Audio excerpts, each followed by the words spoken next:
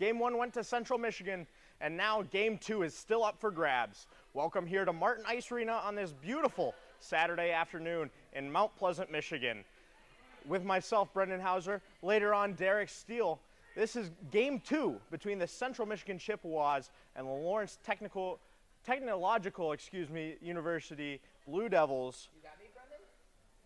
You got me, Brendan? Yes. Hold up, is my mic working? I don't think my mic's working. I don't think testing. I don't think it's connected. Okay. Why is it not connected? Well. Send it to break really quickly. Okay, well, we'll see you right after a quick break once we get some technical difficulties settled.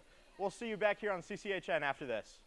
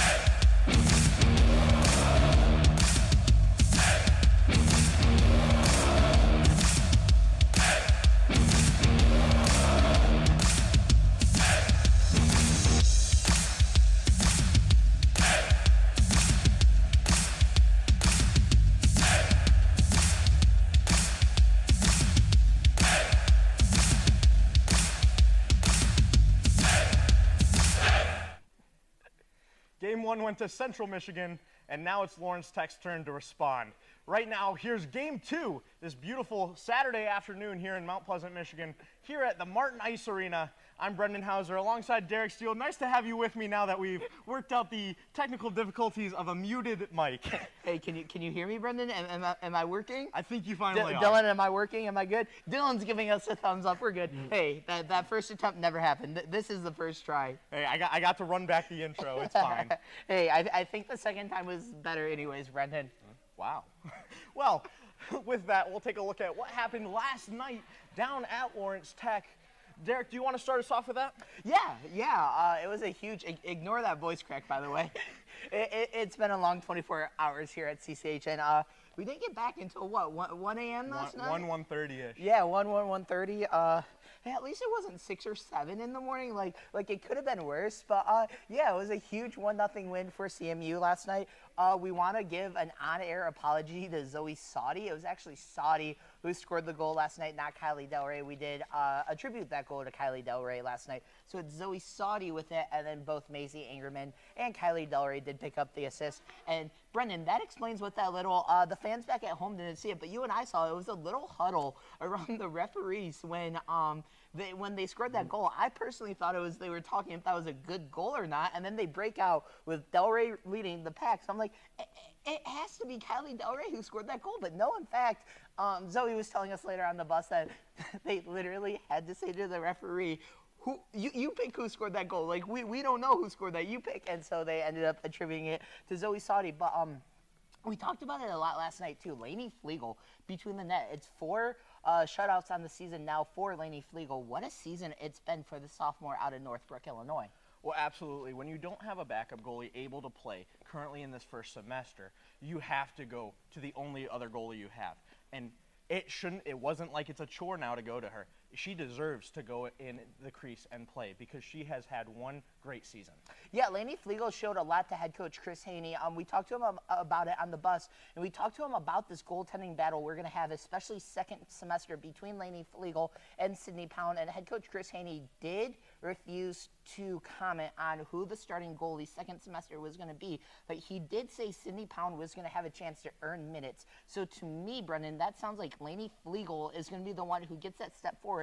So that's something to watch in the second semester for Central Michigan, is that battle between goalies. And Flegel last year as a freshman, especially with the departure of Zoe Lawrence going into this season, it really looked like goaltending was going to be a weakness for Central Michigan this year, with only 2 goalies on the roster. You mentioned it last night, a sophomore and a freshman, and Flegel has done more than enough to stand up to that task, and she's been lights out between the crease for CMU this year. Well, yeah, you said it. A sophomore and a freshman, it's not something you look at as a great strong suit, especially in goaltending. But they have, well, at least Lainey Flegel right now has proven it doesn't matter what grade she's in, she's going to do well between the pipes, excuse me. So moving on, we'll take a look at what Central Michigan has done so far throughout the season. Right now they're 6-3, 12 points right now on the season, 5th in the CCWHA. Just a great start to the season overall. They had a few minor setbacks, especially with Michigan State, but I feel like they've propelled themselves with, especially this win against Lawrence Tech last night. I really wouldn't call Michigan State a step back, Brendan. I feel like that was more, if you're riding your car down the road, that's more of like a pebble in the road, like just a tiny speed bump in the road for Central Michigan. But I completely agree with what you said. You go down to Bowling Green, you take 2 against a very good, improving Bowling Green State Falcons team, who we might have the opportunity to see later this season again. And then you go in, you play a very good Niagara team who historically has made the national tournament a couple of times the last few years. Historically has been a really good team. And then you come and you win a game against Lawrence Tech. And that's a Lawrence Tech team, Brendan, who might have a small roster, but each team, I feel like in sports, just has those 1 or 2 teams that always plays them tough. You know, I was saying it last night. I was like, this Lawrence Tech team has got to be tired. But then they continued to show that they weren't tired and continued to put pressure on the Central Michigan team. Yeah, and I think what I'm going to be excited for Central Michigan is how do you carry this momentum over from last night? We really saw the momentum starting to swing a little bit towards Lawrence Tech's way, especially late in the game. They had a couple of really good scoring opportunities. Central Michigan didn't give them a chance to pull Rachel Hart out of the net, but still a really good showing for Central Michigan. 3-2 at home on the season, and this is a Central Michigan team historically, Brendan, who has performed very well on home ice and historically hasn't traveled the best. So to see them be able to go down to Lawrence Tech last night, pick up a very important 2 points, be able to catapult themselves into the 5th place spot, come back home, and you host the top-seeded Northern Michigan Wildcats next weekend on home ice.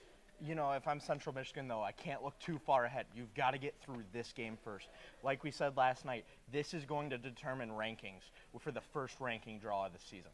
Yeah, totally. And I think Central Michigan's where we expect to see them in kind of that middle of the pack. I really expect them to see them at that 4 or 5 seed. And I think rankings, especially the first 2 or 3 ranking periods, or the first couple ranking periods, are very interesting because they are computer generated rankings. So it's naturally gonna make mistakes. I think it's gonna be safe to say that Northern Michigan, Sioux College are gonna be up there. I think Lawrence Tech has a chance to be up there. Bowling Green's another really good team. One that Central Michigan's going to see in a couple weeks. Aurora University is an improving team. They made the CCWHA tournament last year before being knocked out by Sioux College. So this CCWHA conference this year, Brendan, it's deep, and I'm not going to be surprised to see a lot of teams at the national tournament representing the CCWHA tournament, or the CCWHA conference. Absolutely. And with that, we move to one of the teams that should be in that Nationals bracket, which is Lawrence Tech. Right now, 6th in the CCWHA. They've been fighting back and forth with Central Michigan all year in those standings. Yeah, Lawrence Tech, don't take it for granted. Lawrence Tech is still a very well-coached team. They are still a very dangerous team. Rachel Hart showed very well last night what she can do between the pipes. We're going to talk about Rachel Hart in a little bit, Brendan. But I want to talk about that forward check for Lawrence Tech for a second. Central Michigan did a really good job, especially not letting Sophia Buckberger have space once she entered the zone and once she skated past the blue line. They did it for Jordan Bibas. Ortega is another player who kind of had an off night. Moreland had 3 or 4 penalties against CMU. So this historically is a very well-disciplined Lawrence Tech team. They looked all out of sorts yesterday, and for them to still have a 1-0 game or a 1-0 loss is a huge testament to how well coached they are and how well they can play against these top teams. Absolutely. You did talk about the penalties, and we'll talk a little bit more about that and how that's going to affect this game later. But looking at this roster for Lawrence Tech, a lot of veteran leadership, a lot of upperclassmen and grad students. That includes 4 juniors and seniors and 2 grad students overall. Those 6 players are showing a lot of leadership on this short roster as is. Yeah, with Lawrence Tech, they're still a relatively quote-unquote new team. It's only their 4th season as a team in the CCWHA. So it's very important, especially as your program starting to grow. We saw how important it is with Central Michigan, bringing in head coach Chris Haney. You had the likes of Emily Castilny, Mac Barnett, Mariah Wilson, who kind of was that foundation for CMU where they were able to build on it. They had a couple of really key recruiting classes, bringing in Kylie Delray, Zoe Sauty, Declan Whitus, Maisie Angerman. There's some other juniors on this team that I'm forgetting to mention. So Central Michigan, where Lawrence Tech is right now, I would argue is where Central Michigan was 3 or 4 years ago when I entered this program, when I started calling games for this team. And Lawrence Tech is a team that I would not be surprised to see in the national tournament this year. They might not have the best shot to go deep in the national tournament, depending on who's in their pool, but they are a team that I would not be surprised make noise in the next couple years. Absolutely. And one of the ways they're going to do that is by bouncing back after a tough loss. How do you think that's going to, how do you think last night's loss is going to play into this game? Yeah, one of the notes I have for this game, Brendan, is how is that momentum going to play out? Lawrence Tech, we mentioned it with Central Michigan last year. They need to get out to that fast start. We talk about how important that first goal is in hockey. It's very important to be able to go up 1-0 versus down 1-0. And so I think Lawrence Tech, they need to get out to that fast start. They need to be able to protect Rachel Hart. They did not do the best job of protecting Rachel Hart, especially in that first and second period where she faced, I don't have an official shot count from last night yet. She faced, I'm going to guess, upwards of 30, 40 shots last night, even maybe somewhere into the 50s. You can't do that to your senior goaltender again this year, or again tonight.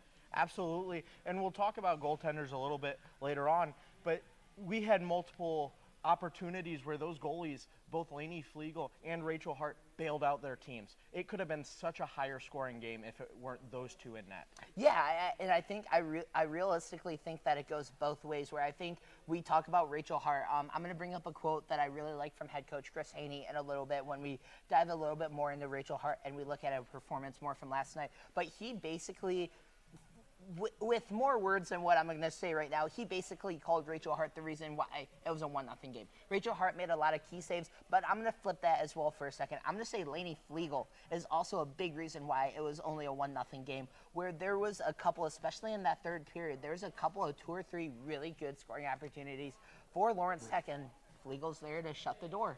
Absolutely. With that, let's look at a few of our impact players of the game. I'll let you start us off with the first one. Yeah, so the first one I have is Mahek Kashyap. I'm still trying to learn how to pronounce that name. 6 games played, 1 goal, 2 assists, 3 points. And Brendan, this isn't someone who is lighting up the score sheet right now. Absolutely. Only 3 points on the season, but she is someone who, when she gets going and when she starts to feel herself and she finds her role on this team, her role on this team might not be 30 points in a season. That's how deep that this Central Michigan team is this year. We talked about it with Kylie Delray. Like, you realize Kylie Delray only has 7 points up to this season through about a month of the season. That's unlike Kylie Delray. Well, that's because that's how deep Central Michigan is this year. I really like, and I keep going back to this quote that Delray had opening night, calling this the deepest and the most talented Central Michigan team that we've seen, at least in her time here, and I completely agree with that. So as Cash Sapp starts to find her role on this team, I expect to see her name in the score sheet a lot more. And she showed a lot of speed and a lot of intensity. You mentioned it on the bus ride back. I really like what she showed last night, thus her being one of my impact players. The second one is, as my papers are completely out of order, so forgive me. The second one is Taylor Story, number 92. 8 games played, 4 goals, 1 assist for 5 points for Story. I didn't realize this. She's 9th in the CCWHA in goals. She's 3rd on the team in goals behind Zoe Saudi and Maisie Ingerman. So she has more goals than Kylie Delray. She has more goals than Gabby Nixon, than these veteran leaders that we have seen historically light up the score sheet for CMU. So a really good start to this season from Taylor Story, and it's not all about goal scoring. Like, yes, you want to be able to score goals. It's not all about goal scoring. She has really good speed to create space past defenders, and her vision. Her vision, Brendan's probably my favorite thing about her. She can create opportunities for her teammates, just some of the passes she made, her ability just to skate around the zone and wait for someone to become open to get that tape-to-tape pass is like something I've never seen before. Absolutely, you said it. Her speed to separate the defenders, but not only the defenders. Last night, we saw her skate, I don't know, maybe 2 laps around the offensive zone before giving up the puck, and no one was close to her. It felt like, you know, that drill that you have to do in practice where you just skate with the puck around the zone. You know what I'm talking about as a former hockey player. It felt like she was, I don't know what I'm doing, stirring a bowl here, but that's what it felt like she was doing, where she just had the puck and she just was like, okay, I'm going to skate until someone can poke the puck away from me. And no one was able to poke the puck away from her. Absolutely. It was just a big game of keep away. And with that, we'll move on to Lawrence Tech. I'll introduce this first one. This one was my pick last night on the bus, was Valeria Ortega. She's through 7 games. She only has 1 assist and 1 point on the season, but that doesn't stop her at all. Looking at it, she's played at a high level. She played for the Mexican junior national team, as she is from, I believe it's Metepec, Mexico. I believe. Like that. Don't judge my pronunciation there. But that's not the only thing. Because of that high level, she's had great hockey IQ, at least through the last game is what we've seen. And she has a high drive and a high motor that leads her to just working hard as a player and getting those setups. Especially as a defenseman, she's getting the puck out constantly. Yeah, what I really like about Ortega is, and it's something you didn't mention, is her leadership ability. She's one of those veteran leaders that we talked about with Lawrence Tech, where she's kind of taken on a Mariah Wilson role, where she's not someone who's going to be super vocal in or out of the locker room. She's not going to be super vocal on the ice, but she's someone you can depend on. She's a reliable player. She's going to do all the little things correctly, like a Mariah Wilson did for the team. Plus, it doesn't help that Mariah Wilson was the team mom. Like, she made some of the best baked goods. I cannot lie. So it helps having players like that. I don't know. I've never tried Ortega's cookies before. Maybe they're really good, but it doesn't help anyone, or it doesn't hurt having a player like that who can do all the little things right and isn't super vocal, but leads by example. Absolutely. And moving on to our second Lawrence Tech player, we've got to give it to the goaltender, Rachel Hart. Through 5 games played, she's absolutely crushed it. Going into last night, I was looking at her stats, a .8 save percentage. I was questioning how good she'd be in net, but that didn't stop her. She played a great game last night, and honestly, she's having a better season than what's on the stat sheets. And looking at it, she's an alternate captain. That was something that surprised both you and I last night. It shows that she has good leadership on and off the ice throughout the whole season. And it goes back to the quote from Chris Haney saying that she kept them in it last night.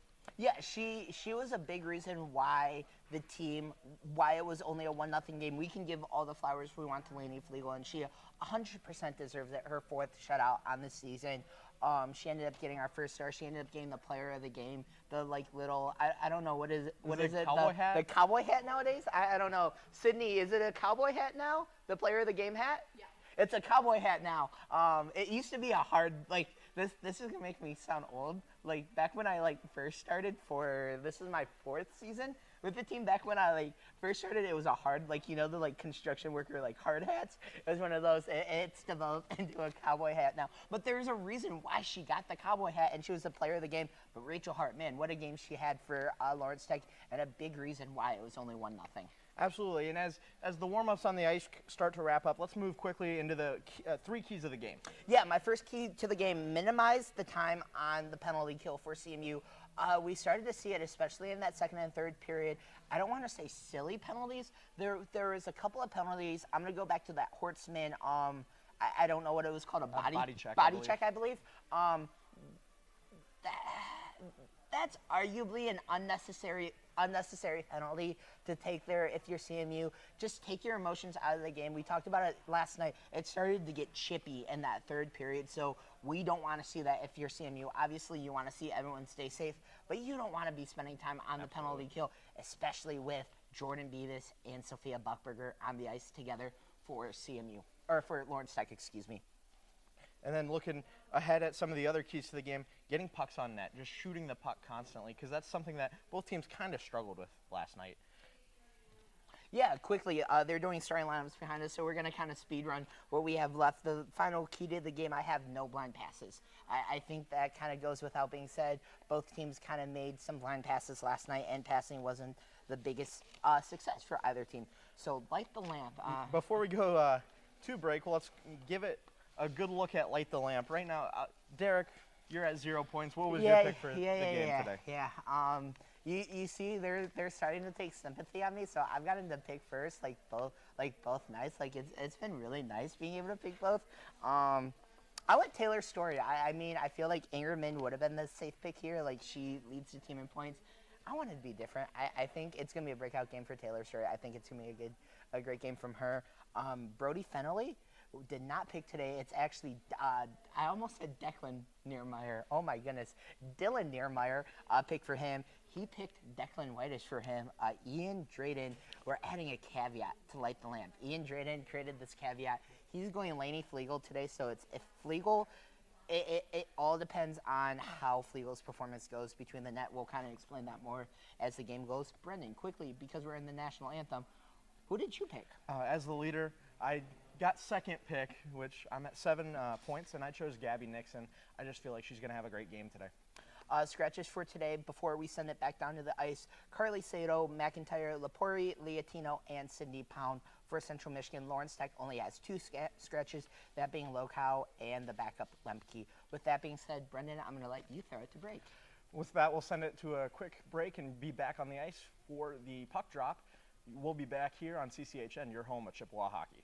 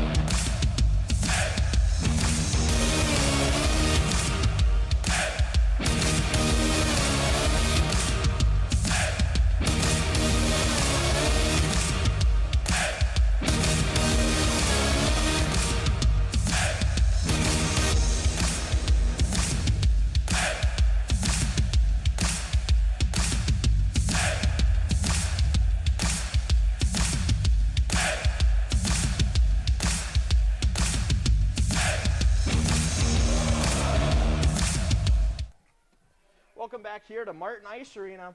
Well, let's take a look at our starting lineups of the game for Lawrence Tech.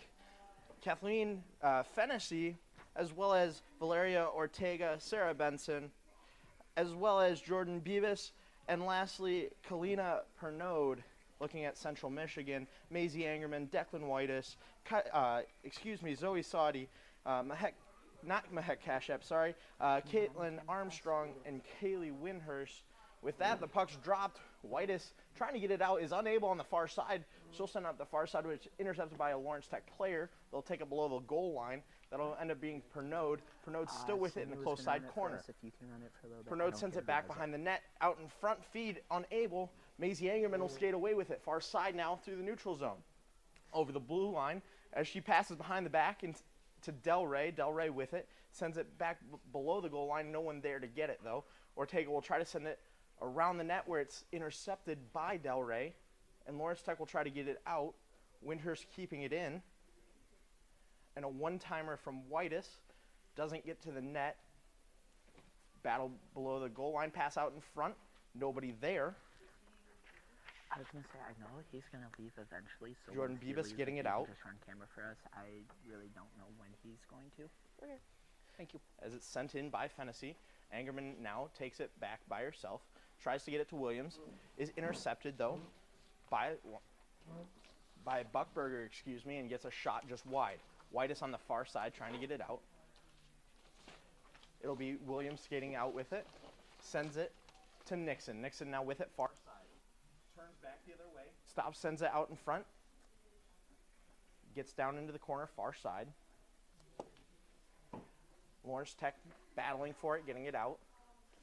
A little pop-up kept in by Hubert. Brendan, I really like that keep in by Brooklyn Huber at the blue line. Didn't lead to anything, but that's exactly what you want to do. You want to keep that puck in the offensive zone for as long as possible. Lawrence Tech will get it across the blue line. Here they come. Nixon trying to get it. Shot from Sophia Buckberger, and she'll score. Early goal for Sophia Buckberger with 18:10 remaining in the period.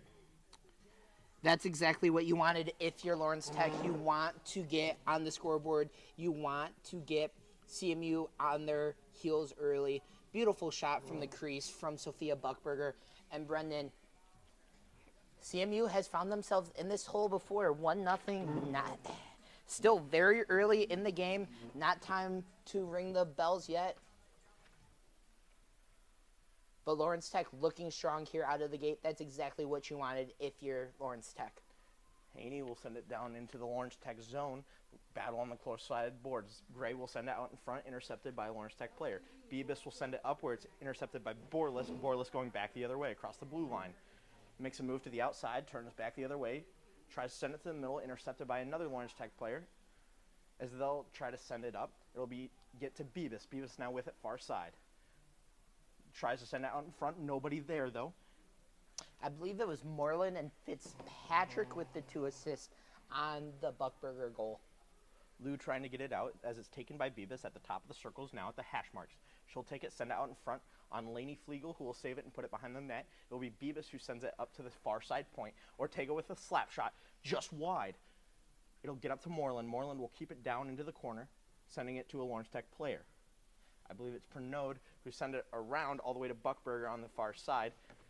Lou trying to get it poked away, and she'll skate out with it, sending it up the boards.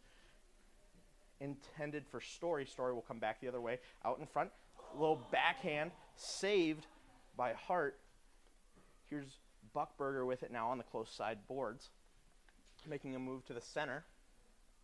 I really like that shot there on the last attempt by Taylor Story. I think if she held that puck a couple more seconds, she could have wrapped it around Rachel Hart. But that's exactly what you want if you're CMU. You want to put as much pressure on Rachel Hart as possible, especially after the night she had last night. Armstrong now with it at center ice. She'll turn and go back the other way and send it down. Not getting as deep as she wanted. Ortega now intercepts it and takes it below her own goal. Tries to get it to Buckberger. He's intercepted by Angerman as she cuts to the center of the ice. Still with it. Backhand shot saved by Hart. Skating away with it is Ortega. She'll send it down all the way the length of the ice. Icing will be called. And it'll come back down to the Lawrence Tech zone. 16:04 remaining in the first period.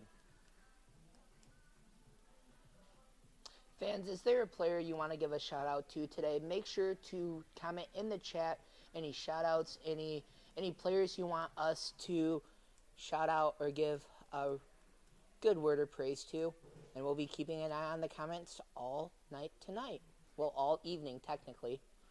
Whitus keeps it in on the far side as Zoe Sadi will send it around, and Lawrence Tech will recover it below their goal line. Graham trying to get it out now is unable. As here comes Langton back the other way. She'll take a shot from outside the blue line. It's picked up by Flegel, and she'll elect to play it. Now below the goal line. Played out, unable, Ortega on the close side.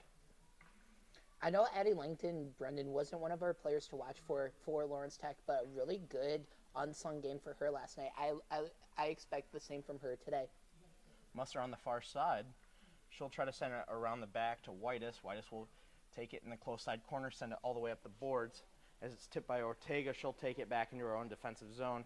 She'll send it up to Beavis. Beavis through the neutral zone now will turn, drops it off for Pernode. Pernode now with it, trying to get it across, is unable. Close side now, out in front, saved by Flegel. Shot from Pernode is another save from Flegel on the close side here. Nixon trying to get it out, gets out to Williams. Williams will tap it back up to Nixon. Nixon now on the close side, makes a move to the center, loses the puck a little bit, but on the far side corner recovers it. Gets it back to Hubert. Hubert sends it to Williams below the goal line. Out in front, intended for Nixon, is intercepted.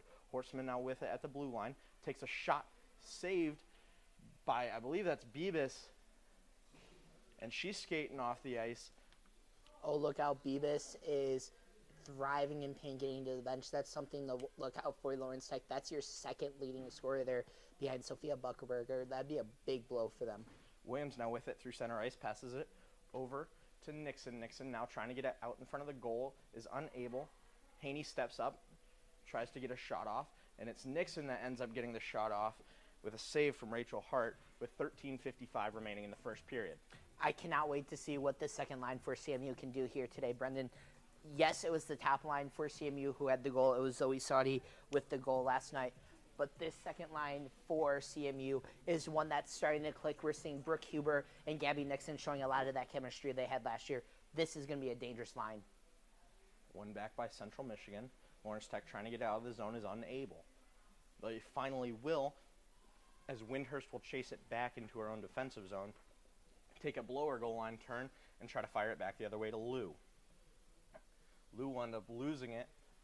Windhurst trying to recover as it gets back to Whitus. Whitus up to Windhurst as it gets up to Gray.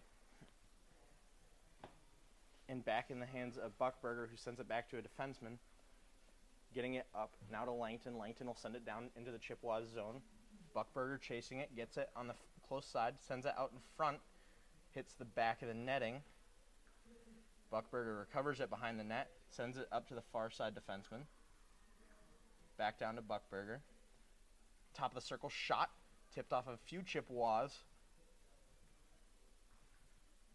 Windhurst will send it out, and it will get to Buckberger back at her own blue line.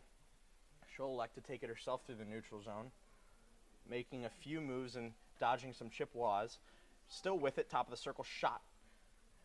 Unable to get through to Flegel. Pernode now battling with Lou on the far side. Story gets it out, and she'll elect to take a skate with it. Through the neutral zone, over the blue line. In the corner now, close side. She'll send it to Musser. Musser at that point takes a shot wide, almost deflected out in front, as Kashap will try to get it away from a Lawrence Tech player as a stick goes flying in the middle of the offensive zone. As Caitlin Armstrong's stick. And Brendan, what a scoring opportunity that was for CMU. That puck almost ricocheted perfectly to Armstrong. Horseman now with it far side. She'll take it back and take a breather and reset. She'll take it herself over the blue line. On side. Beavis back on the ice. Glad to see she's okay. Kashap with a shot goes wide. Pass up to Beavis. Goes through her legs and back to Hortzman. Sends it over to Kashap, who will try to get it down, and she'll get a change. Haney keeps it in. Sends it back down into the corner. Almost gets to Del Rey, but doesn't, as Zoe Sadi will pressure the puck. Out in front, she turns, gets a pass out to Del Rey. Unable to shoot it, gets it to Engerman. Engerman with a shot saved by Hart. Ortega skating away with it below her own goal line. She'll take a skate with it and get it up, intended for Beavis, and it will get there. Through the neutral zone, Beavis from the red line sends it down around to the far side to Haney. Man, Brendan, we talked about that chemistry with the second line earlier this game. I love the chemistry on the first line. What a pass there from Zoe Saudi, excuse me as I say that. Angerman trying to get it to Del Rey, I believe, and Del Rey gets it right back to Angerman with a shot, goes close side wide as it's broken out by the Lawrence Tech Blue Devils as Buckberger gets it out and around. And I'm not really surprised to see that chemistry for that top line. Zoe Saudi and Kylie Del Rey historically have played a lot of minutes on that top line or on the top two lines together. And then you add in a player like Maisie Angerman, who I feel like Angerman can just play with anyone. So not surprised to see that top line clicking so much for CMU. And now we get to see the second line again. Buckberger now with it. Good steal there, Caitlin Williams. Williams back the other way. Shot high, hits the netting up top, and will stay down in the Lawrence Tech zone. I know if I know Caitlin Williams as well as I do, that's a shot, Brendan, that she wants to have back. She knows that she had a spot over Rachel Hart's shoulder pad, just lifted it a little bit too much as now the fans are trying to get the puck out of the netting, so they're going to have to go to the scorer's table. Good old Todd Palmer is going to, I know they already got one. Todd Palmer didn't have to toss one out. 9:58 remaining in the first period. One back by Lawrence Tech. They'll send it up. Whitus will keep it down low. As here's Hubert with it. Takes a shot blocked by a few Blue Devils out in front. Whitus takes another shot as it's blocked again. Windhurst now back with it in the neutral zone. Windhurst will send it up to Nixon. Nixon tries to get it around Beavis, and she will. Nixon still with it on the close side hash marks. Gets it down into the corner. That's Moreland who pressured and got it away. Far side now is Pernode. She loses it to Hubert. Hubert gets it over to Nixon. Nixon with a shot off of a Blue Devil out in front. Ends up in the hands of Beavis. Beavis back the other way through the neutral zone. Across the blue line, close side. She'll try to get it around. Is unable. I believe that's Musser. She was unable to get it around as it's back in the Blue Devil zone. Ortega sends it over. Back intended for Ortega, but she loses it.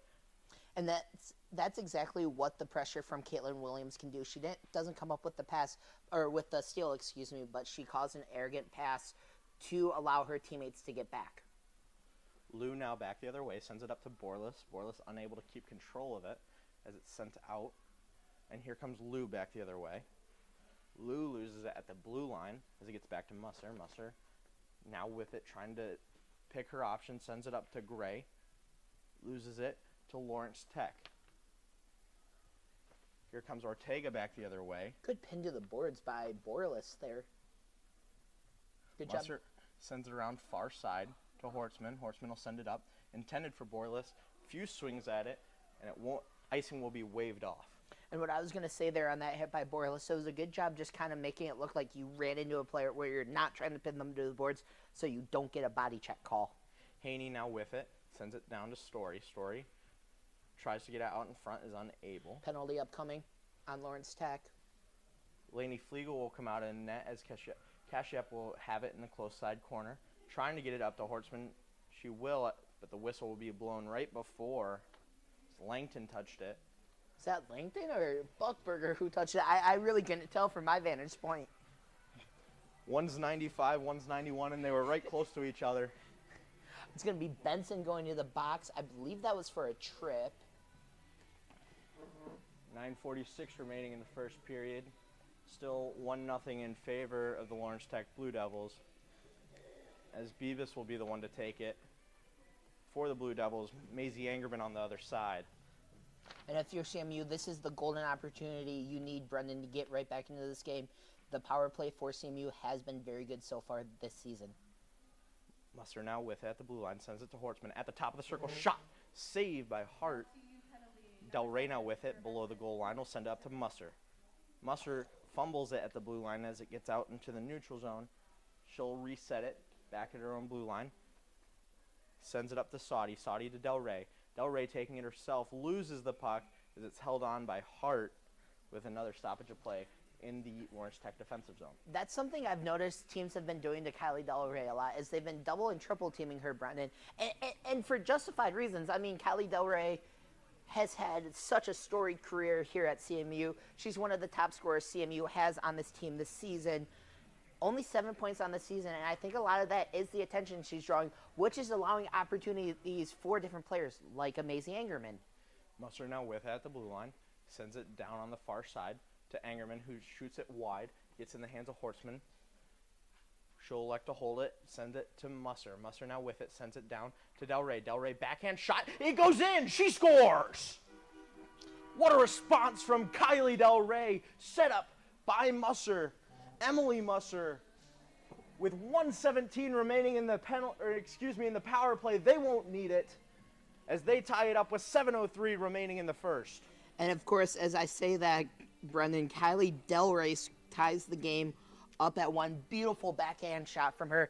Just was able to flick it over Rachel Hart. Looks a lot like the goal that Zoe Sauty scored last night. And this power play, Brendan, we've talked about it all season, is clicking for CMU. If you're Lawrence Tech, you have to stay out of the box. Kylie Del Rey's third of the season, as it's Nixon to take it for Central Michigan. Buckberger on the other side. Though Nixon will win it back to Whitus. Whitus in her own defensive zone now. Looking at her options, sends it up to Williams. Williams backhand to Nixon. Nixon through the neutral zone as it's a 2-on-3. Tries to get a pass out in front, is unable. Williams will control it in the far side corner, send it down low. Buckberger intercepts it, turns back the other way.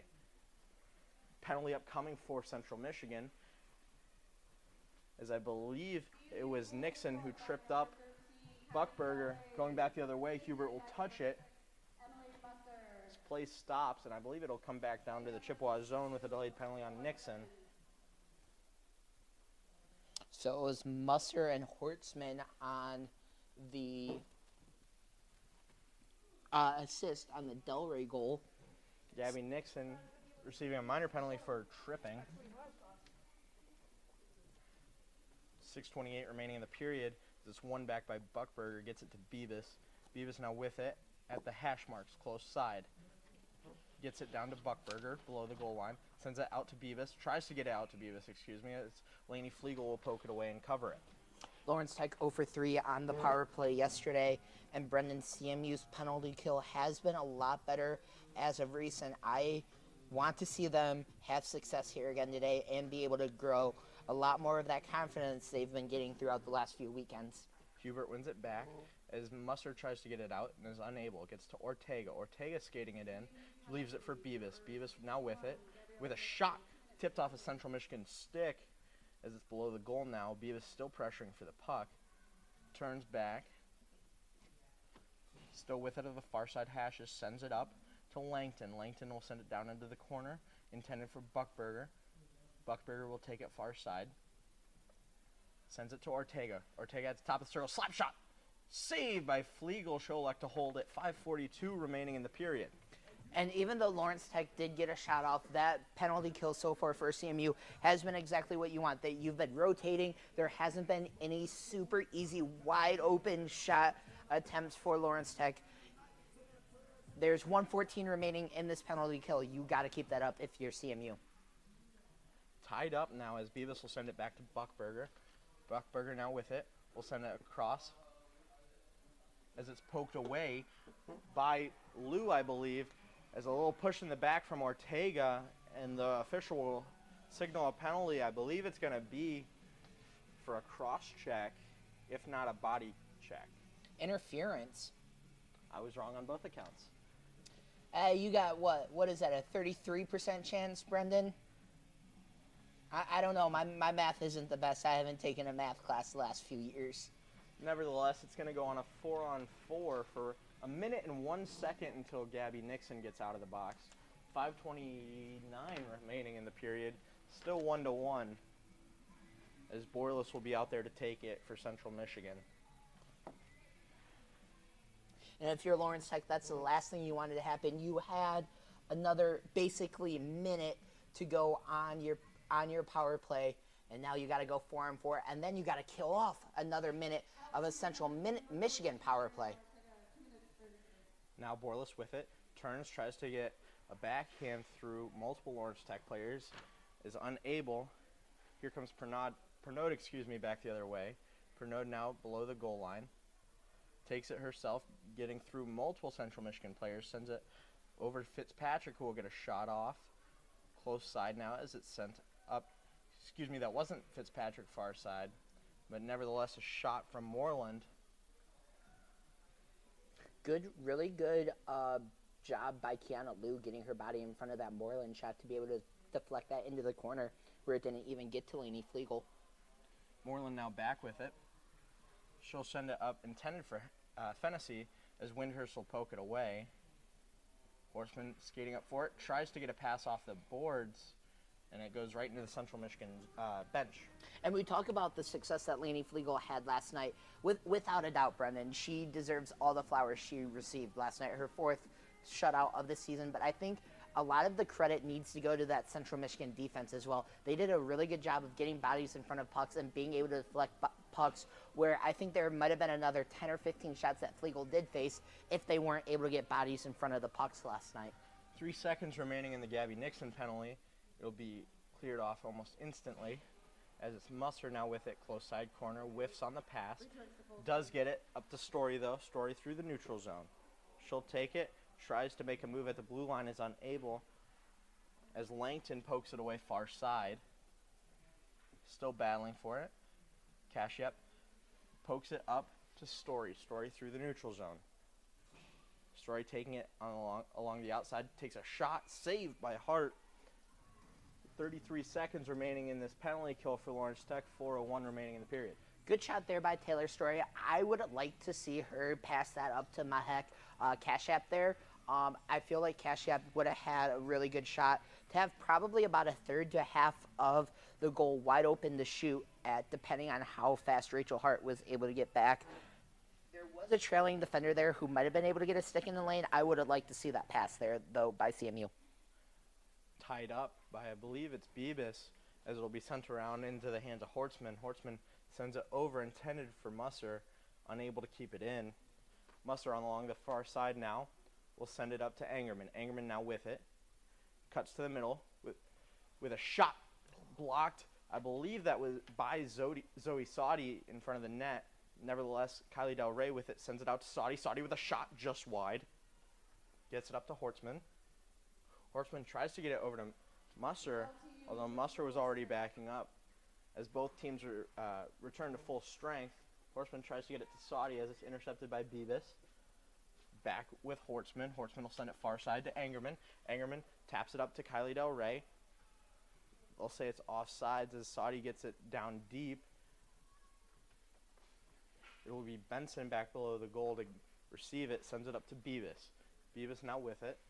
Will try to get it far side as it's poked away by Angerman. Although it's Graham who gets it down into the Chippewas zone. Windhurst now back with it. Sends it over to Whitus. Whitus will try to send it up as it gets poked around by a few different colored jerseys. Hubert now far side below the goal line. Whitus will send it up to Williams. Taken by Lawrence Tech. Benson will send it across.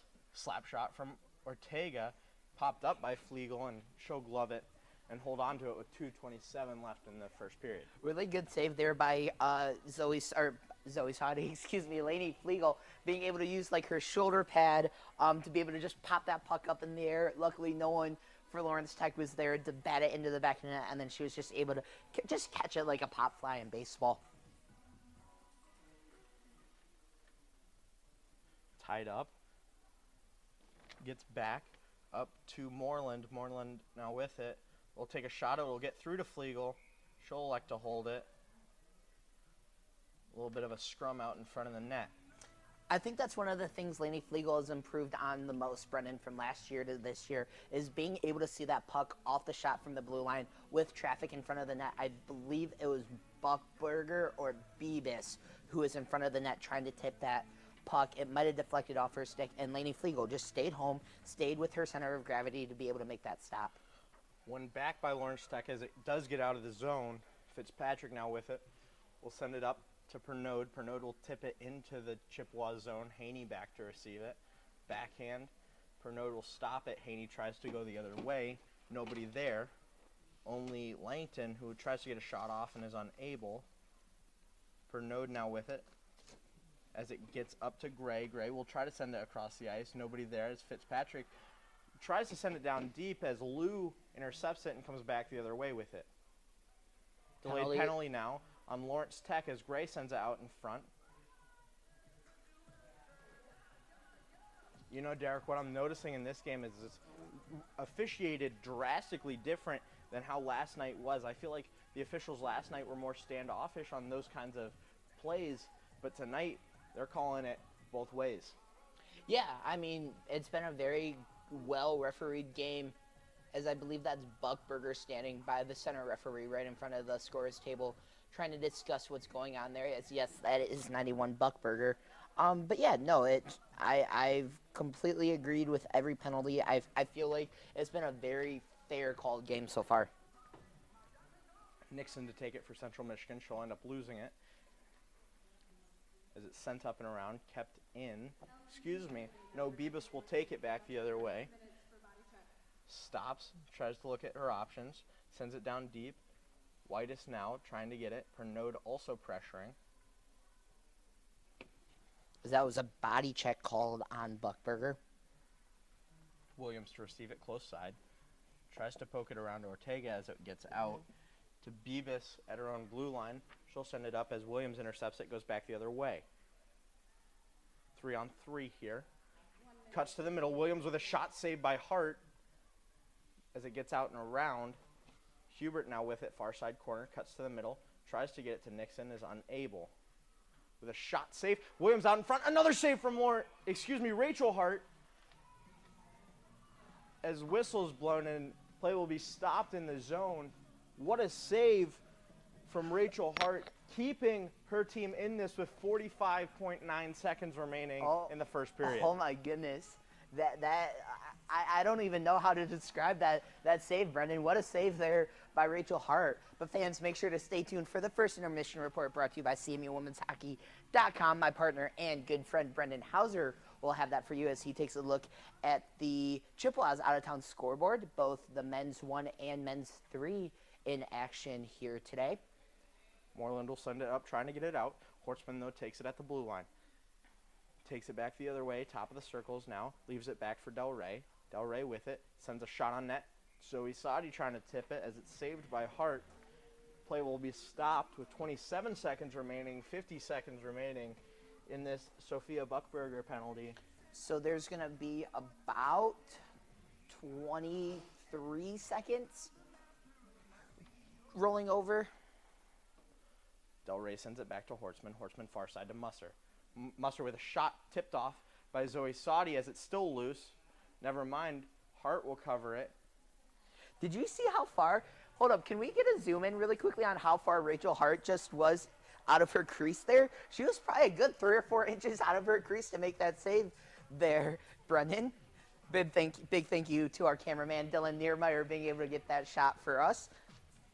But that just shows the athleticism of Rachel Hart, being able to come, having the confidence to be able to come 3 or 4 inches out of her crease and know that she can still get back to get quickly to those rebounds. Musser with a shot from the blue line tipped. Del Rey with a shot saved by Hart. Fitzpatrick now with it. Pressure from Sadi and Del Rey. Del Rey kicking it back as Fitzpatrick will get it out into the corner. Musser skates in, trying to send it to the center as time will expire. 23 seconds still remaining in this Sophia Buckberger penalty. The score after 1 is 1-1. Derek, what did you see that you liked specifically? I mean, I saw a few things toward the end, but what did you see in that first period that you liked? Yeah, I think the thing I liked the most of that first period, Brendan, is how CMU didn't panic. They went down about a minute into the game, 1-0. They didn't panic. They said, okay, we've been here before. We know how to play this exactly. We're going to continue to play our brand of hockey. And then it was Kylie Del Rey on the power play being able to even this up. And I'm going to be interested to see how aggressive they come out of that second period with its 23 seconds remaining on that Buckberger penalty. So is it they're going to come out aggressive and try and push those 23 seconds, or are they going to pull their foot off the gas and just play for 5-on-5 hockey? With that, we'll take a quick break. We'll come back with the first intermission report right after this on CCHN, your home of Chippewa hockey.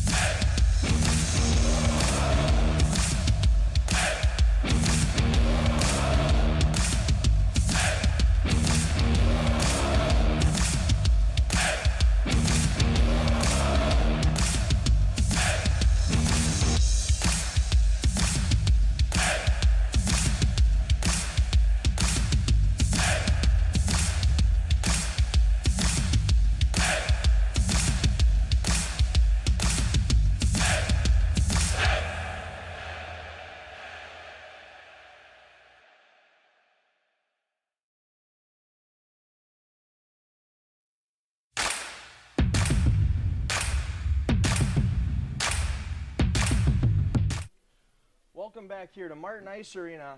First period just wrapped up. Currently the score is 1-1, tied after 20. Right now, Sophia Buckberger still going to be in the box. I believe that was on the body contact penalty. Close game here at Martin Ice Arena.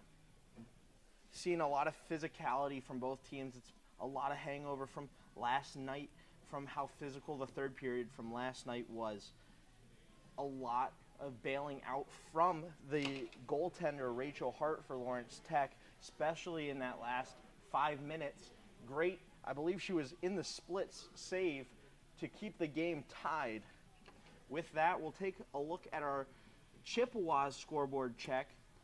Currently, at the last check, the men's Division III team at Robert Morris, 2-0 after 1 in favor of the Chippewas. 3-1 loss last night, looking to bounce back. They started at 3:45 today. They'll be home next week twice against Adrian. Moving on to our men's Division I team, wrapped up right before this game. A 3-2 loss last night, had a 1 p.m. puck drop today, and a 4-3 win for the Chippewas. They'll be home next week against Northwood twice. Moving on to other Chippewas sports going on. Volleyball with a 3-2 loss against Miami last night. They'll have a 4 p.m. rematch versus Miami, Ohio today. We'll take a look at scores later on. Wrestling also had their opening season match today down at Michigan State. We'll have scores from that later on as well. Lastly, the cross-country team, men's finished 7th at the MAC Conference Championship, and the women's team finished 4th in the MAC Conference Championship. They both compete in the NCAA Regional in Indiana, November 14th, so stay tuned for that. That can be all found on the Central Michigan Athletics site. With that, I'll send it back to a break, and we'll see you in just over 5 minutes for the second period of this 1-1 hockey game here at Martin Ice Arena between the Central Michigan Chippewas and the Lawrence Technological College Blue Devils, excuse me.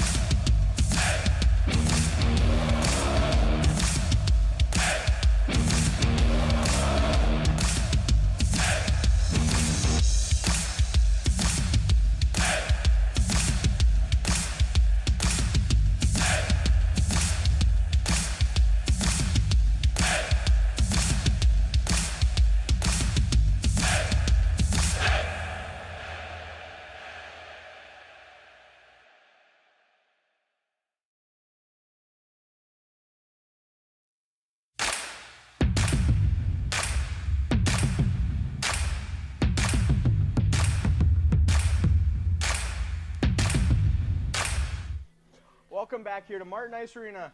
20 minutes down, 40 remaining. Yeah, that's how math goes. And it's I'm still, sorry, I had to.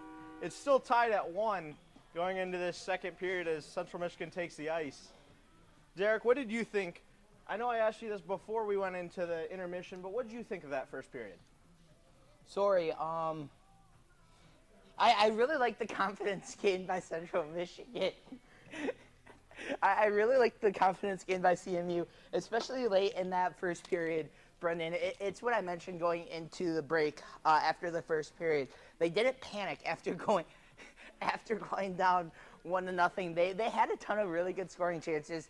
Finally, it was Kylie Del Rey who put one into the back of the net. And we're dancing into the second period here, Brendan. Absolutely. Both goaltenders will return for the second period. 23 seconds remaining on the Sophia Buckberger penalty for, I believe it was body checking. It was body checking. As Central Michigan will send out Kashup, as well as Story, as well as Armstrong. Beavis on the other side with Pernod. One back by Beavis as it's sent down by Ortega. White is now below the goal line to receive it. She'll take a skate, turn back the other way. Taking a quick look at the comment section, Maddie Gross says Taylor Story number 92 with, is that three exclamation points? So shout out to Taylor Story. But I like the lamp pick, Brendan. She hasn't done anything for me yet. Still that goose egg. Still 39 minutes and 20 seconds for her to do something in this game. Good math there, Yeah, Brendan. took me a second. Taylor Story now to take it. Beavis on the other side. 4 seconds remaining in the Buckberger penalty. One back by Beavis. Trying to get a shot off is unable. Beavis will send it out in front to Pernod, who's unable to get a shot off as it's below the goal line now. Gets all the way back up to Ortega at the blue line. Slap shot, just wide. Gets all the way over to Beavis. Beavis will send it up to Benson. Benson back to Beavis. Beavis at the top of the circles loses it, poked away. As it gets in the hands of Armstrong through the neutral zone, she'll send it down with a shot on Rachel Hart, as play will stop with 19:11 remaining in the second. And if you're Caitlin Armstrong, yes, you didn't get a shot off. Yes, you got the puck poked away from you. But in a way, that's exactly what you want to do there. Because you know what it does, Brendan? It flips the ice. Where now instead of being in your defensive zone, you're on the attack in the offensive zone, and you're able to be aggressive off the draw. Musser sends it over to Horseman, who will send it down low. Gets it down to Borlas. Borlas tries to get it out and is unable as it's sent up to Graham. Graham will send it up intended for Buckberger, and Buckberger will poke it forward. Horseman on the far side sends it around to Lou. Lou at the close side hash marks will send it up, trying to get it out. Fitzpatrick will keep it in. Graham wanting a hooking penalty there. Oh, look out. Back the other way now in the Lawrence Tech zone. Lawrence Tech struggling to get it out. Borlas out in front to Lou. Lou with a shot saved by Hart. As I was saying, Graham wanting a hooking penalty there on the last attack opportunity from Lawrence Tech, not getting one, slamming her stick down to the ice. And Brendan, we saw the emotions run high late last night. It'll be interesting to see how it runs, especially for Lawrence Tech, who seems to be down in this game. Yes, its score is tied, but it seems like CMU is the more aggressive team here right now. Maisie Angerman now loses the puck as it's sent around all the way to Haney. Haney unable to keep it in. It'll get past her going all the way down. Icing's waved. Pernod trying to battle with Haney on the far side. Haney will skate away with it. Lost below the goal line. Pernod tries to skate away as Angerman will send it up to Saudi. Saudi will try to get it to Del Rey. No offsides as Benson pokes it away, gets it below the goal line, sent around. Tries to get it back to Benson. Saudi will block it. Angerman tries to send it to Saudi, is unable. Del Rey on the close side. Sent up to Haney. Is a little bit too strong. It gets out back into the Chippewas zone. White is now back below the goal. makes a few moves, sends it up intended for Del Rey. Just out in front as Benson turns back the other way, getting it back through the neutral zone. Buckberger on the far side winds up for a slap shot. Gets tipped up into the netting, and it will stay into the Chippewa zone. Good catch there, Brendan. I saw that. Thank you. Almost dropped my roster, but Maybe a good thing that you didn't. yeah. 16:57 remaining in the second period. Still tied at 1 down in the Chippewa zone. One back by Lawrence Tech with a shot. Goes just wide. Williams now with it close side. She'll elect to skate with it and send it down into the zone. Hubert chasing it. Unable to get there in time, but Williams will recover it.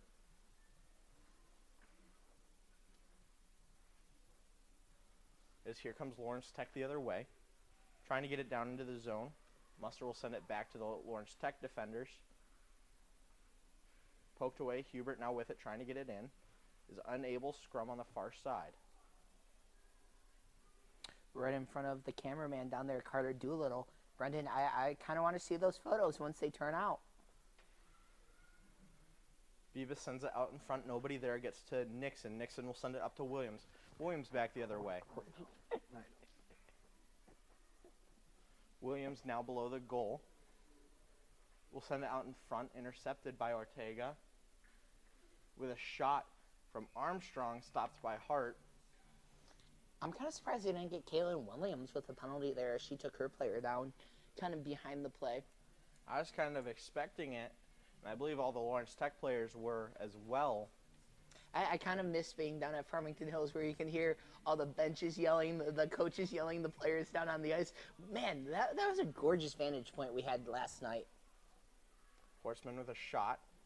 Tipped off Kashep's leg, I believe, as it's sent up and out. Horseman racing back for it. Horseman now still with it, far side.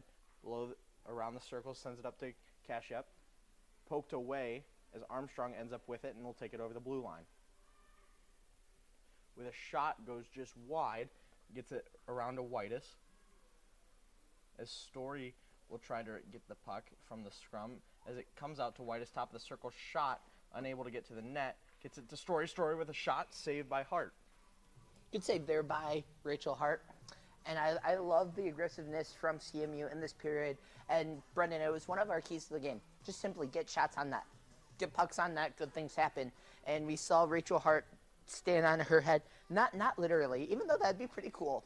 I don't know, pull like an Amon-Ra St. Brown, just do the headstand. But no, she stood on her head in between the pipes last night, and she's doing the same thing so far here. But you have to think eventually some are going to sneak through for CMU. Lawrence Tech trying to get it out, and they'll send it down the length of the ice. Icing waved.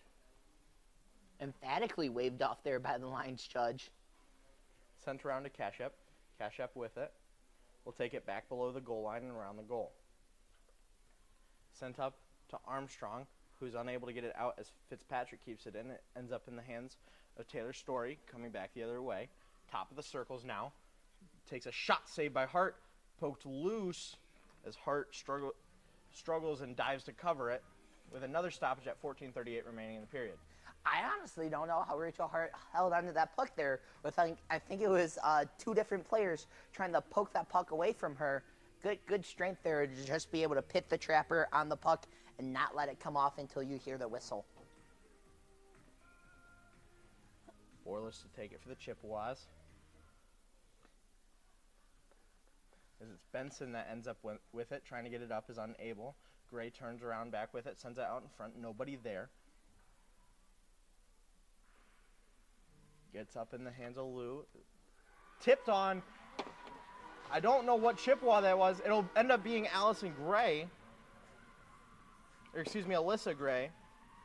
With a tip out in front as she was falling. And it will find the back of the net with 14:23 remaining in the period. Brendan, what did I say? You pit pucks on net, good things happen, and that's exactly what CMU did there. They got 2 or 3 shots on Rachel Hart there, Hart making the first couple of saves, and then it was Alyssa Gray just being able to poke one past the senior goaltender, and I guarantee you that's one Rachel Hart wants back. One back by the Chippewas. Stays in neutral ice as Pernod will try to send it down below the goal line and is unable. Fennessy will get a shot and as it goes into the corner. Poked up by Hortzman. Hortzman will send it to Lou. Lou up to Borlas. Borlas will send it down. Icing waved. 13:50 remaining in the period. As it's sent up, just barely gets out. Del Rey sends it to Angerman. Angerman will take it in across the blue line. Angerman still with it with another shot poked away by Hart. Del Rey with it far side. Del Rey still with it. She'll carry it on her backhand, trying to get it to the middle, is unable. Whitus with a blocked shot from Benson. Scrum below the goal line as Angerman will skate away. Turn, shot saved by Hart. Del Rey trying to get it out in front. Whitus with a slap shot. Goes way high. Sadi on the far side picking it up. Tries to send it down low, is unable. Zoe Sadi loses it, and here comes Pernod back the other way through the neutral zone. Sends it down below the goal as Del Rey picks it up, sends it up to Sadi. Sadi through the neutral zone. Sadi leaves it for Del Rey. Del Rey cutting to the middle. Shot saved by Hart as it's loose, and Hart will fall back on it. A little bit of a scrum ensued, a little pushing and shoving. Zoe Sadi ends up on the ground. 12:49 remaining. And Brendan, if you're a goalie, that's exactly what you don't want to do, because you don't want to fall backwards into the goal and then the puck be in your glove and then it goes past the goal line or something silly like that to happen. But going back to that second goal from CMU, it was Hortzman with the assist. So that's 2 assists for Hortzman on the afternoon. One of the unsung heroes so far today for the Chippewas. One back by Nixon to Musser. Musser will try to get it in. She will end up keeping it in and gets it down below the goal line. She'll keep it in a second time. A third time as it finally gets out for Lawrence Tech. Back the other way now is Fitzpatrick. Far side. Williams will finally poke it away. Fitzpatrick got sent down tumbling to the ice from Williams. Sent her spinning like 2 or 3 times there. Hortzman now below the goal line will send it over to Musser. Musser sends it back to Hortzman. Hortzman will send it up the boards to Williams. Williams will poke it to the middle. Intended for Nixon. Unable to get it there, though. As it does get into the Lawrence Tech zone. Moreland now back with it. Trying to get it up as it's poked out of the zone. And Musser will be back at her own hash marks to get it. Williams skating through the neutral zone over the blue line. Sends it over far side for Hubert, who takes a shot just high. Gets back into the hands of Hortzman. Hortzman sends it down to Nixon. Nixon kicks it to Hubert, who passes to Haney. Haney far side takes a shot. Blocked by Pernod. Gets back into the hands of Haney, who will send it down to Williams. Close side now, as Fitzpatrick will try to poke it out as it's kept in by Whitus. Now below the goal line is Moreland. Moreland skating out with it, tries to get it out. Hubert will keep it in and send it down low for Nixon. Nixon sends it down intended for Williams as it's intercepted. Hubert will keep it in once again, getting it down to the goal line as Ortega will send it around. Good job by CMU to be able to get that extended zone time. Brendan, I would have loved to see them get a couple of shots on Rachel Hart. And good job by Lawrence Tech not to give any ground. Lawrence Tech still trying to get it out. If only Whitish was able to keep it in at the blue line there. Ortega will send it far side for Pernod. Receiving pressure from Story as a delayed penalty, I believe, is going to go against Taylor Story. As a little bit of pushing after that. I believe it's going to be it's going to be a cross check, excuse me. With 10:27 remaining in the period, puts the Chippewas on a penalty kill.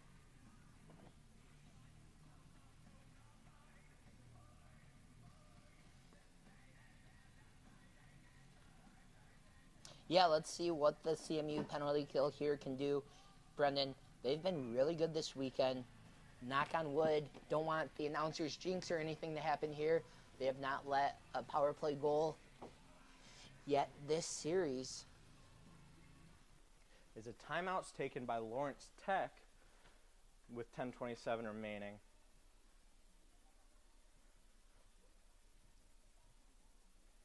We're gonna keep it here.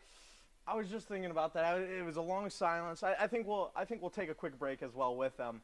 We'll come back right after this on CCHN, your home of Chippewa hockey.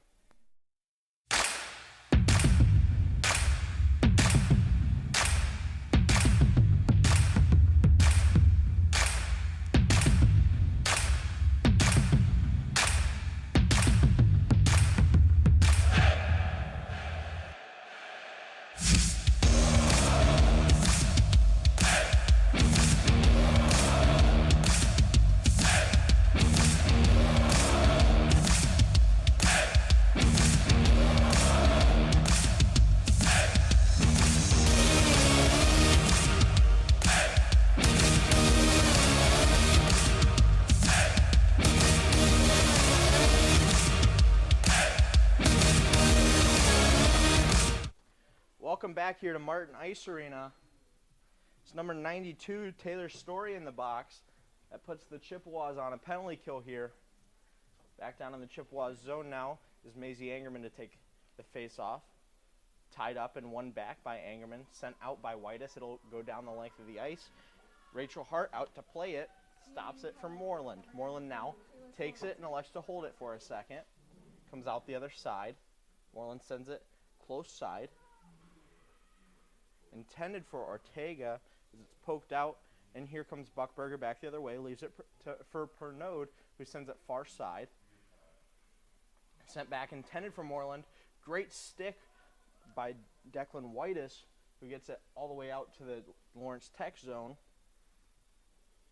Yeah, I was about to say the same thing, and Brendan, that's one of the really good things CMU has done all series long, especially on the penalty kill. They've done a really good job of getting sticks in the lane and not making anything easy for Lawrence Tech.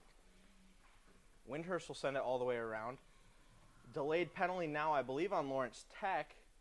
As Windhurst sent it around, I believe that's Sophia Buckberger who gave Windhurst, just a little extra of a shove. And it looks like we'll be going 4-on-4 at 9:32 remaining in the period, And Brendan, that's the second time Lawrence Tech has done that tonight. Gone from a penalty to 4-on-4. You have to stay out of the box when you're on the power play, because now that's bringing CMU right back into the game up 1. I mean, looking at this now, you have 4 Lawrence Tech players arguing about it with the official.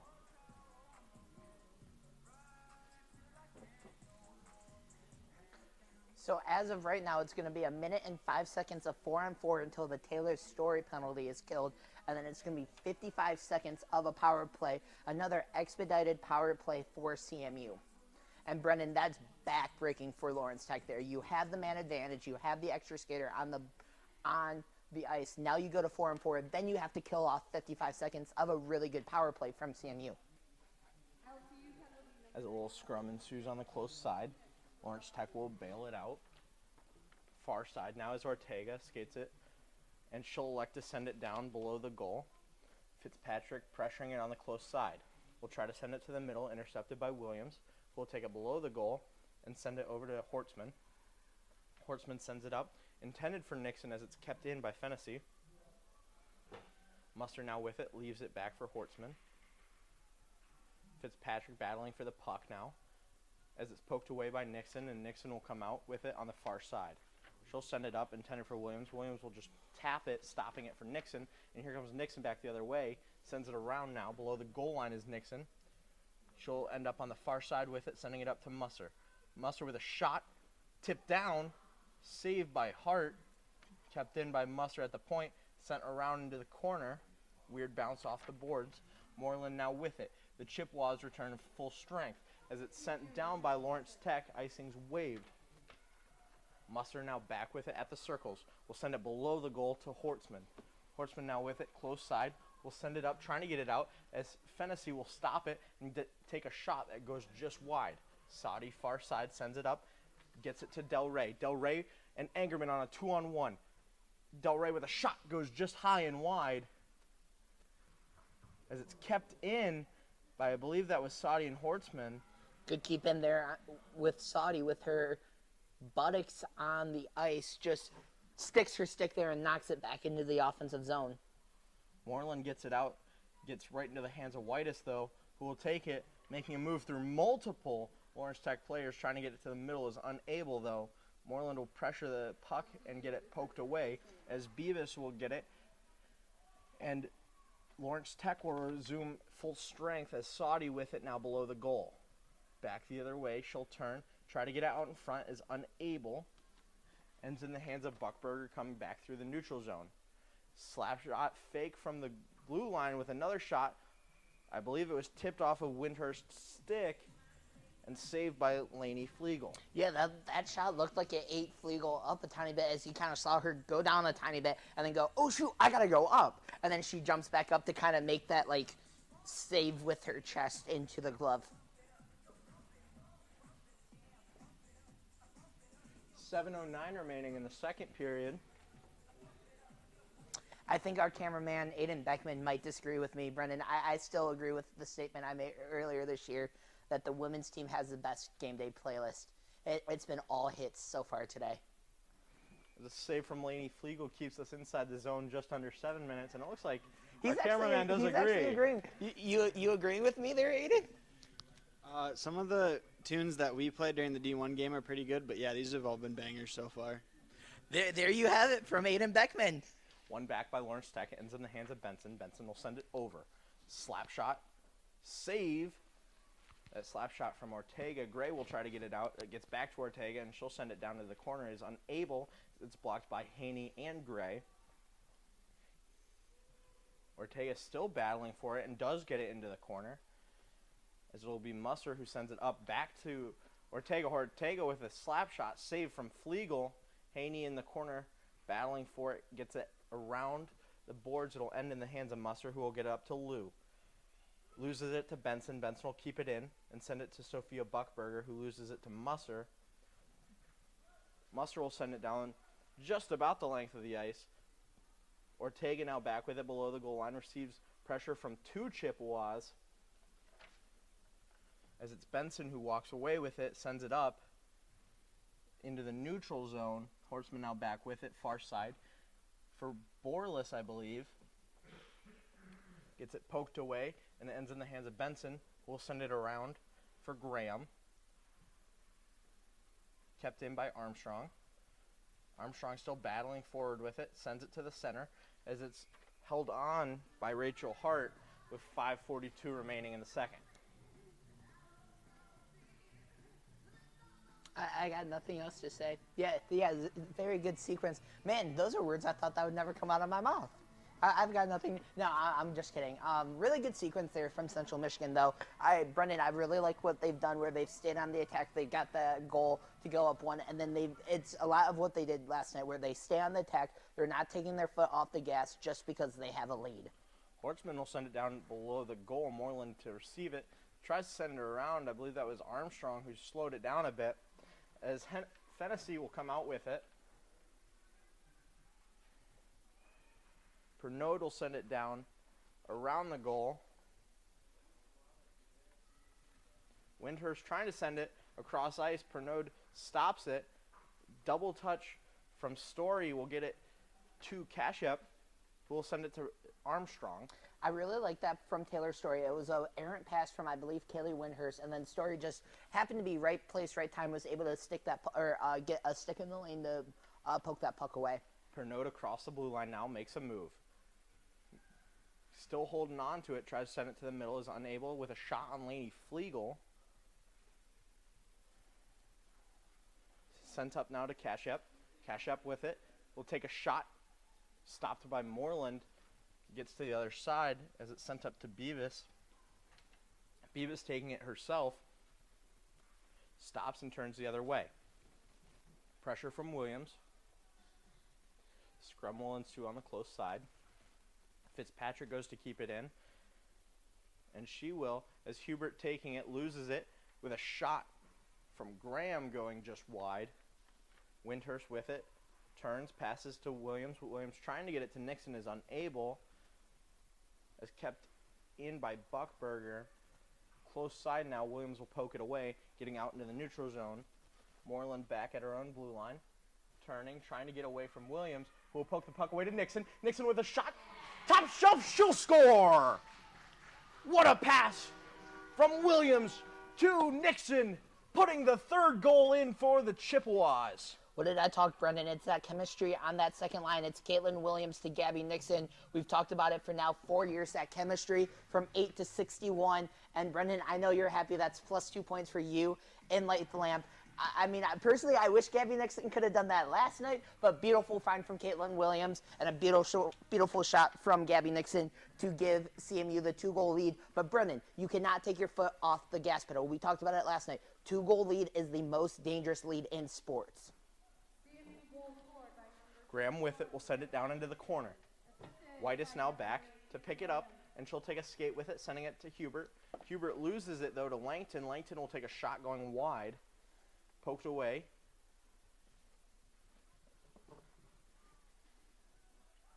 As a collision far side, Nixon will send it around as Benson will keep it down in the corner. White is skating away with it, trying to poke it forward. Benson will keep it down low. Musser now below the goal line. Musser with it, tries to send it to Nixon. She will send it to Nixon as Benson intercepts it in neutral ice. Musser turning around and firing it down the length of the ice as icing's called with 3:01 remaining in the second period. It's crazy to see how close Caitlin Williams was to negating that icing. I think if you add another probably 20 or 30 feet to the length of the ice, Caitlin Williams beats that out. She has really good speed, Brendan. We've seen it in action all 4 years for this team. We just saw it on that breakaway, not even a breakaway, just getting the puck back, sending it to center ice and getting the shot off. Sent around now. Musser sends it to Williams. Williams back with it. She'll take it back below the goal. And here comes Williams back the other way, sending it now to Nixon. Nixon poking it into the offensive zone. Williams will get it down into the corner. I love that chemistry between Gabby Nixon and Caitlin Williams. They've had 3 or 4 years to build on it. And we see it earlier where we see it all game long where they know exactly where each other are going to be on the ice. I mean, that touch pass by, I believe that was Williams to Nixon, where they just leave it there and then the other player is able to pick it up. Angerman trying to get it to Del Rey. That was Saudi trying to get it to Del Rey and was unable as it ends up in the hands of Ortega close side. And Go ahead, Derek. It's the same thing with Kylie Del Rey and Zoe Saudi. We talk a lot about them being on the same lines with one another a lot too, where it's that chemistry that you're able to develop with your line mates. Saudi will send it up to Hortzman. Hortzman sends it across for Windhurst, who will poke it into the corner. Del Rey gets it down in the corner, trying to get it to Saudi, is unable. Angerman with a backhand intended for Saudi as it goes through her legs. If only they were able to go tape to tape there, that would have been a beautiful tic-tac-toe goal. Scrum on the close side. Both teams trying to find the puck. As it's poked out now, Saudi out in front. Takes a little bit of a fall. Far side now. Beavis sends it up to Pernod. Pernod now taking it through the outside. Tries to get it to the center. Is unable. Angerman battling for it. Gets it up to Lou, who will take a skate through the neutral zone. Lou taking it herself. Gets a shot off save, just barely from Hart, as it's sent around back to Lou. Really good save there from Rachel Hart on the point blank shot from Kiana Lou. 45 seconds remaining in the period as it's sent along the far side of the ice. Lou still with it.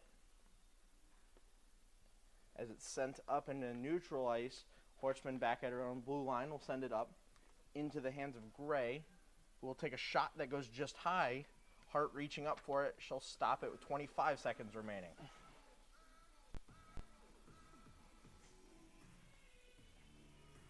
25 seconds remaining in this period. Fans, make sure to stay tuned for the second intermission report brought to you by CMUWomen'sHockey.com. I will have that intermission for you. Take a look at the professional out-of-town scoreboard. Michigan State, both in action, number 1 and number 2 teams in the country, respectfully.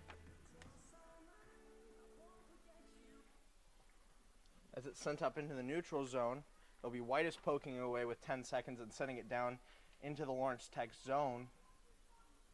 Lawrence Tech will recover it with just about 4 seconds. They'll send it into the Chippewas bench with just a second remaining in the period. Actually, there's 1.3 seconds remaining. There's more than 1 second remaining, Brendan. It'll go down to the Lawrence Tech zone. You sick of me yet this weekend, Brendan? Not at all.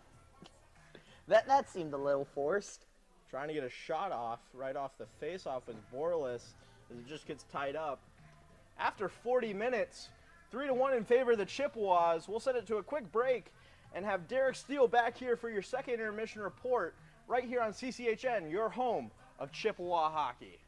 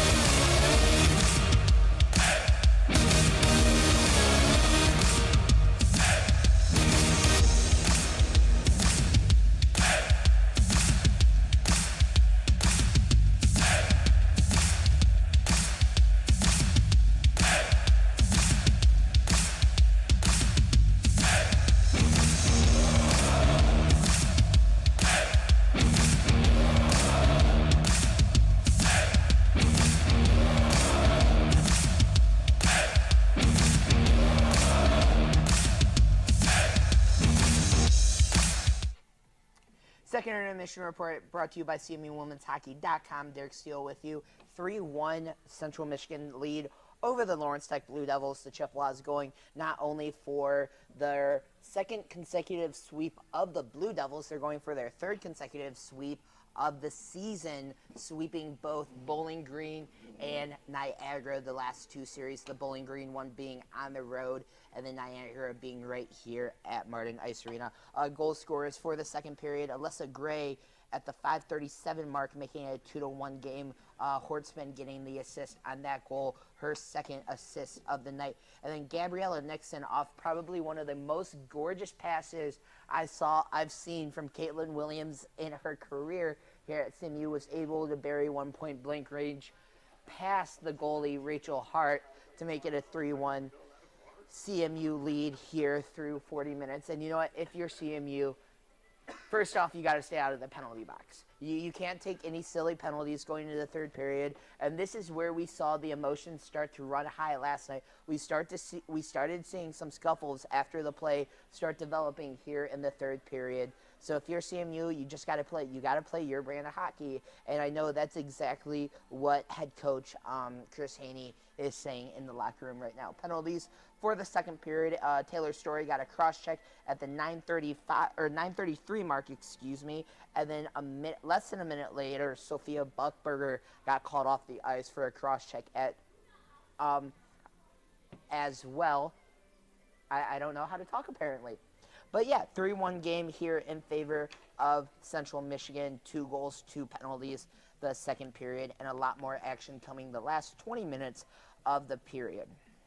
Taking a look at the professional out-of-town scoreboard, the number 1 and number 2 teams in college hockey both in action today, that being the Michigan State Spartans and the Michigan Wolverines. Number 1, Michigan State defeating Penn State 5-0 this afternoon, going for the sweep over the Nittany Lions after a 2-1 victory in East Lansing a night ago. So Michigan State, after a heartbreaking exit of the national tournament last year, trying to make it back and trying to make a deeper run in the national tournament, looking to be the top team in the country so far, and a lot of returning experience for the green and white there.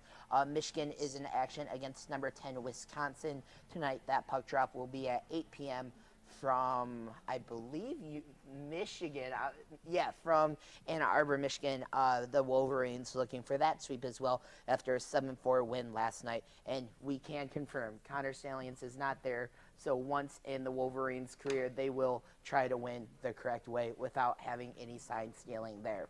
The Saginaw Spirit, after a tough loss last night to Kitchener, back in action at home against the North Bay Battalion. The Battalion, playing in Flint last night against the Firebirds, will take the 30-minute to an hour trip north to Saginaw to play the Spirit at 7 p.m. You can see that game or listen to that game on 100.5 WSGW radio or watch it live on CHL TV.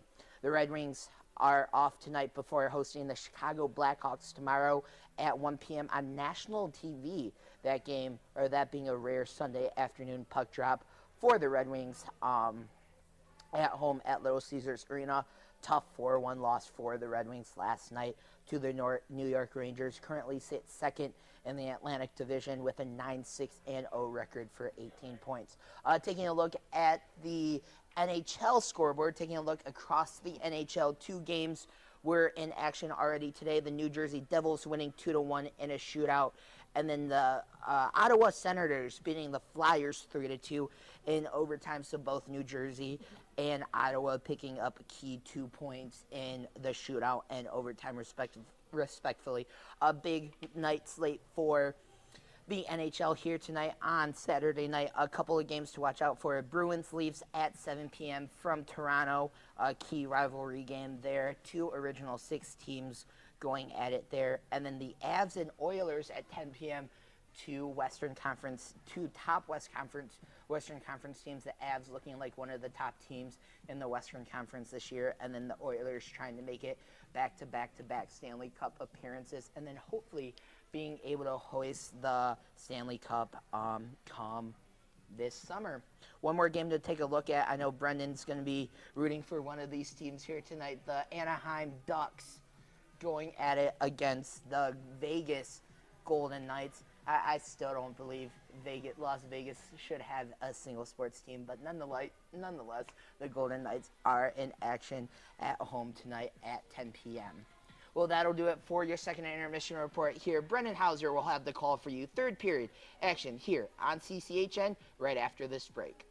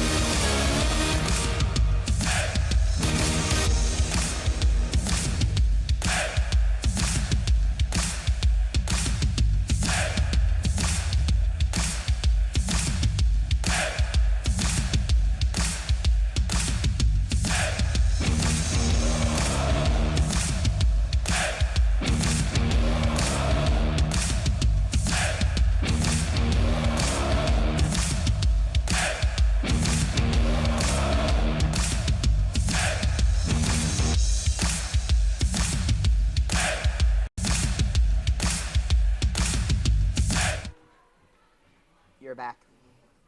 Welcome back here to Martin Ice Arena. 40 minutes down, 20 to play. The good old hockey game, the best game you can name. And we've seen some great hockey tonight. So original. So original. Had to copy you from last night. Like I said, 3-1 in favor of the Chippewas. Great goals in the second period to put the Chippewas up as both teams make their way to the ice.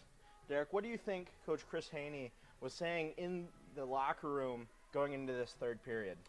Just honestly continue to have your foot on the gas pedal, Brendan. We talked about it. What's the most dangerous lead in sports? 2-goal lead. So honestly, keeping your foot on the gas pedal, and don't take silly penalties. Stay disciplined, stay out of your head. Don't let emotions dictate this third period. And most importantly, have fun. I feel like that's not said enough in sports. Have fun. Absolutely, I do agree. Here we go. Third period action just about to get going. Angerman to take it for the Chippewas. Beavis on the other side for Lawrence Tech. One back by Angerman to Haney. Haney will send it up, intended for Del Rey. As it gets to Fennessy, who sends it to Beavis. Beavis will send it into the Chippewas corner. Beavis out in front, nobody there. Ends in the hands of Saudi. Saudi backhand intended for Del Rey. Del Rey will poke it forward. Just getting out of the zone as Saudi sends it back in. Sent over to Beavis now. Beavis through the neutral zone. Will send it down back into the corner below the goal. It'll get a kick back in front as Flegel will send it back behind. Haney trying to get it away from the back of the net as it ends up on top. Where's the puck? Oh, there it is. It was on top of the back of the net. I lost it. Not gonna lie, I lost it there. I thought Flegel was like covering it with like her skate for a second, and I thought it was in her. I had no idea where it was.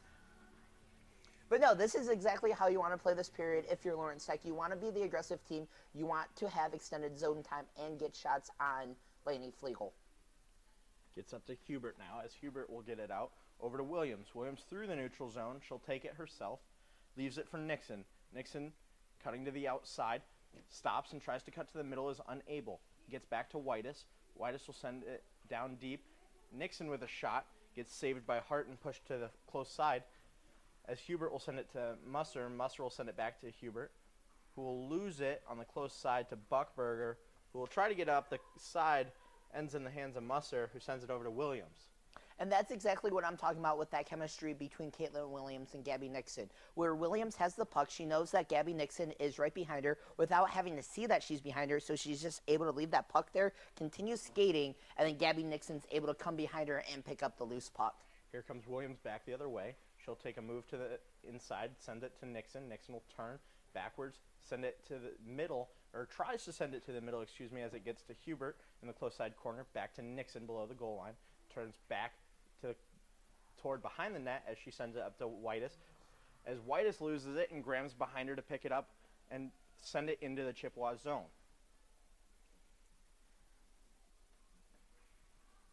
Graham tries to get it to the middle and is unable as Nixon pokes it up to Williams. Williams back to Nixon. Nixon fumbles it a little bit as it gets into the hands of Moreland. Taken over the blue line now by Lawrence Tech. Gets it to Beavis. Beavis trying to get a shot off is unable. Hubert unable to get it out as well. Good stick in the lane there by, I believe, Hortzman. Shot from Beavis. Save from Flegel. Just barely hits the top of the net going over. As it gets up to Moreland now. Moreland with a shot from the point. Another save from Flegel out in front. Hubert with it will chip it up to Williams. As Williams will try to get it down deep, is unable. In her second swing, she'll get it down into the corner. Yeah, good job by Alyssa Borlis to be able to recognize that puck is offsides, that Williams wasn't able to gain the line, so she had to skate back off to be able to regain that blue line. Gets up to Lou now, as Lou will take it along the far side. Loses it to Moreland, as Borlis will scoop it up, send it to the middle for Gray. Gray with a shot saved by Fitzpatrick out in front. As it's sent up to Beavis going back over the blue line, toe drag out to the middle, unable to get a shot off as Lou was poking at the puck.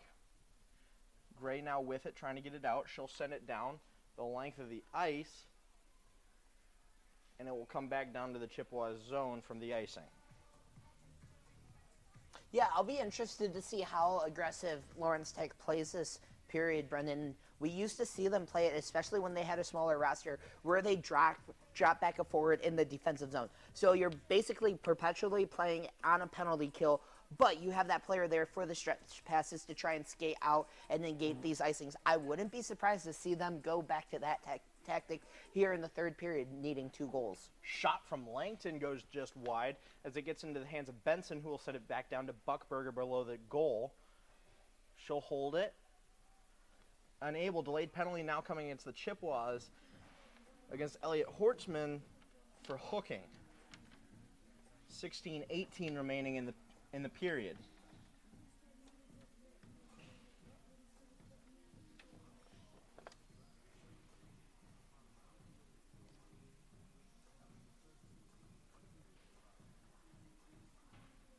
It will be Beavis to take it with Hubert on the other side. One back to Whitus, and Whitus will send it all the way down, actually on net, as Hart will save it and play it out to the side of the net. It will be Benson to send it up.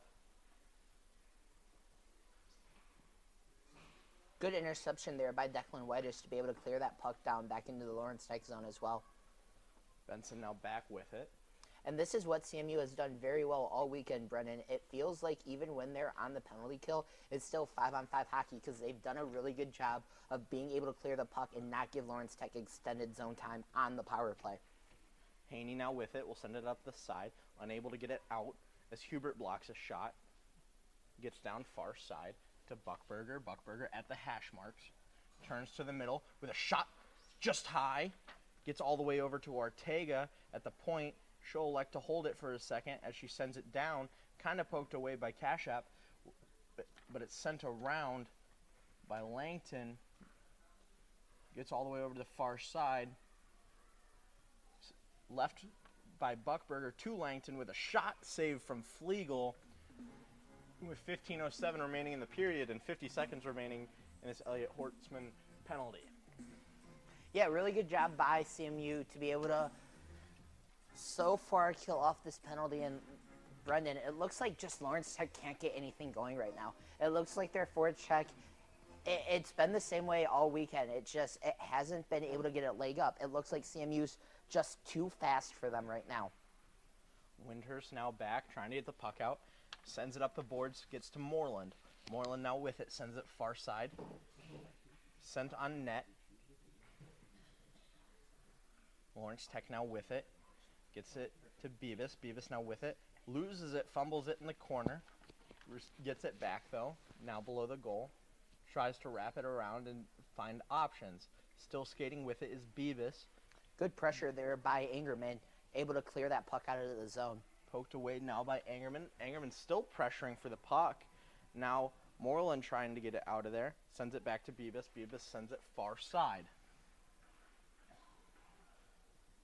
Zoe Sadi sends it back out of the zone as it's sent back in by a Lawrence Tech player. The Chippewas will return to full strength as Moreland keeps it in and sends it down low. Bernode with a shot saved from Flegel. It'll be Musser who sends it all the way down, icing the puck, and it'll come right back down to the Chippewas zone with 13:53 remaining in the period. Inches off from getting on Rachel Hart and not being icing. That's why sports are a game of inches, though. I mean, we've seen it we've seen it all weekend. There's a lot of what ifs, especially on the Lawrence Tech side. As I say that, CMU is going to take a timeout. Brendan, your call. Do we stay here or do we send it to break? I say we take one timeout with them. 13:53 remaining in the third period. Chippewas still up 3-1. We'll see you right back here on CCHN, your home of Chippewa hockey.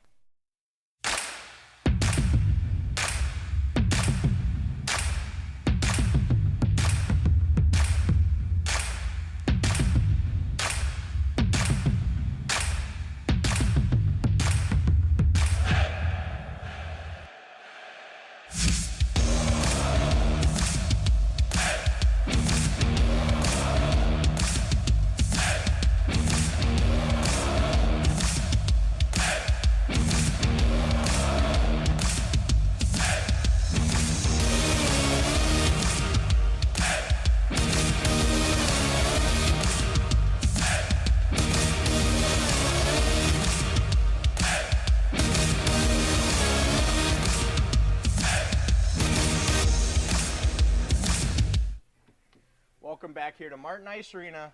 Both teams have taken the ice now down in the Chippewas zone with a shot from Langton.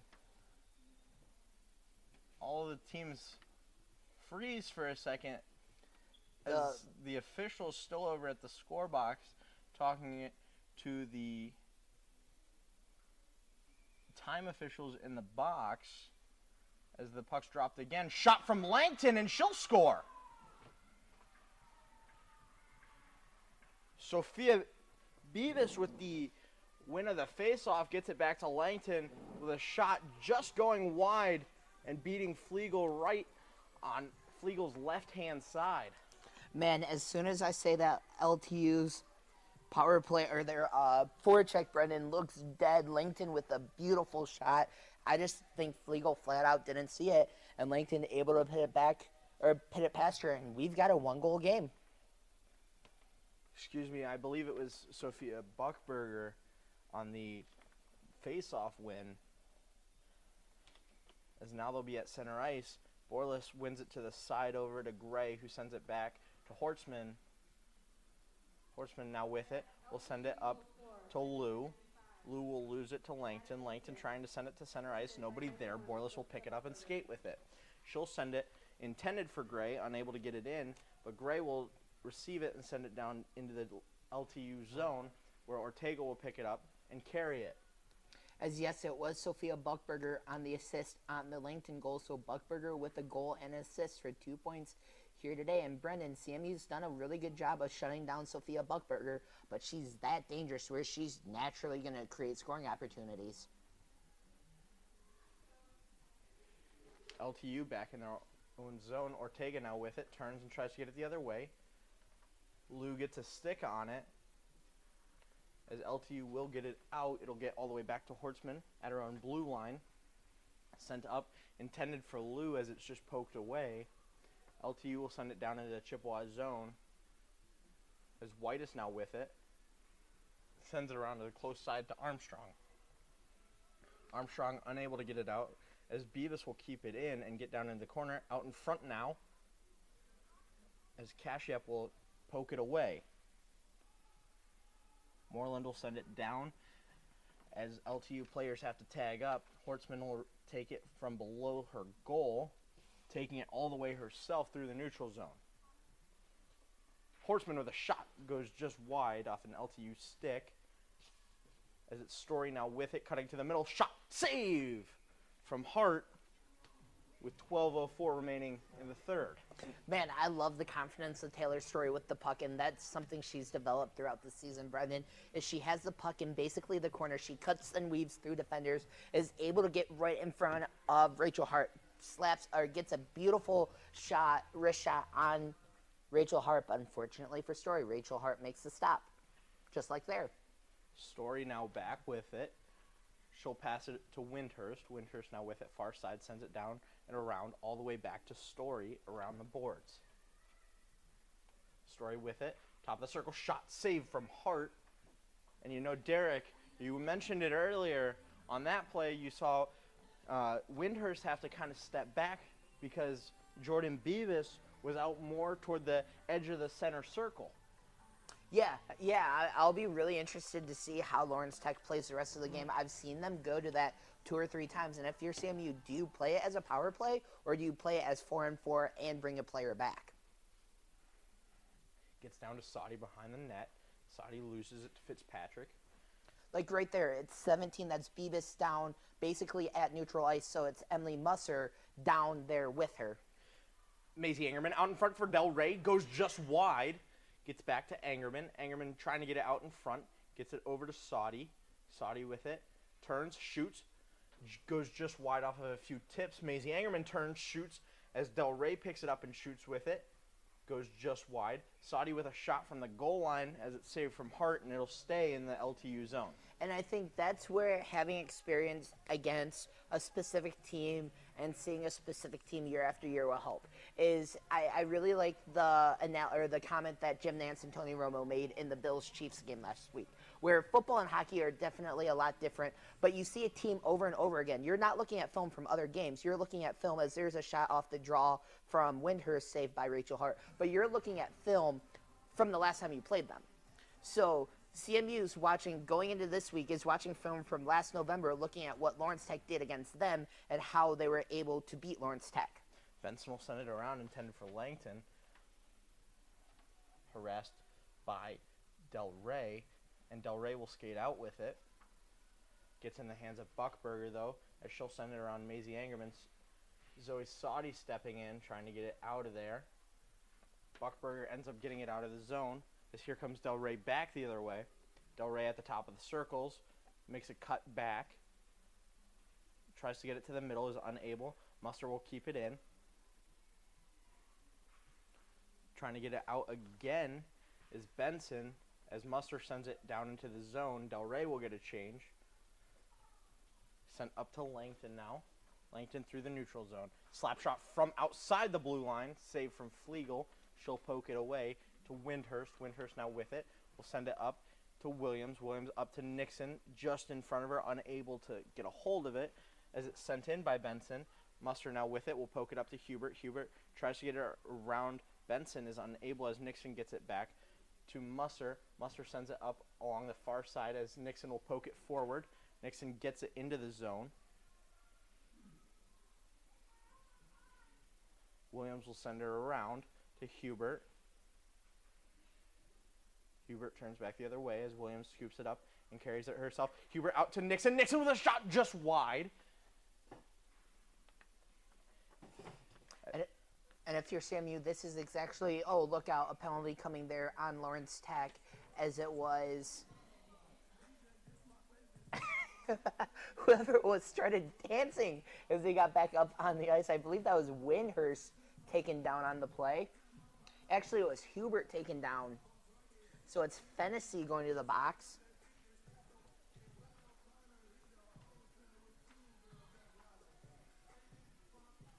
But the point I'm making is if you're CMU, this is the part of the ice you want the puck on. Go back to last night, Brendan. Lawrence Tech wasn't able to pull their goalie as there's a shot off the draw saved by Rachel Hart. CMU wasn't able to pull their goalie last night because CMU was on the forecheck.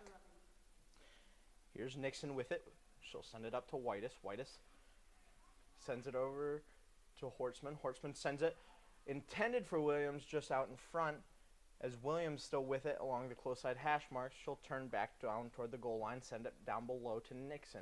Nixon brings it around the goal line back to Williams. Williams now close side, sends it to Whitus. Whitus sends it to Hortzman. Hortzman over to Williams. Williams open between her and Hart, and she'll shoot it just wide. Hortzman now with it far side, just higher than the hash marks. Nixon gets it out, sends it to Whitus. Whitus with a slap shot. Whiffs a little bit, gets it over to Williams, though. Williams at the hash mark, shoots, is saved by a few LTU players out in front, gets up to Hortzman. Hortzman with another shot tipped off a few LTU players and saved by Hart. Yeah, really good sequence there by Rachel Hart, being able to locate the puck as quickly as possible. Brendan was able to see that right off the stick of Caitlin Williams. Two really good scoring opportunities for Caitlin Williams. Good job by Rachel Hart to negate both of those. Central Michigan's top line back out there on the ice. And this is the line you want out for CMU trying to regain that 2-goal lead. 1 minute remaining in the power play for Central Michigan. Musser now with it. Will take a shot. Trying to get a tip was Del Rey. As Angerman takes another shot saved from Hart. 8:19 remaining in the period with 53 seconds remaining in this power play for Central Michigan.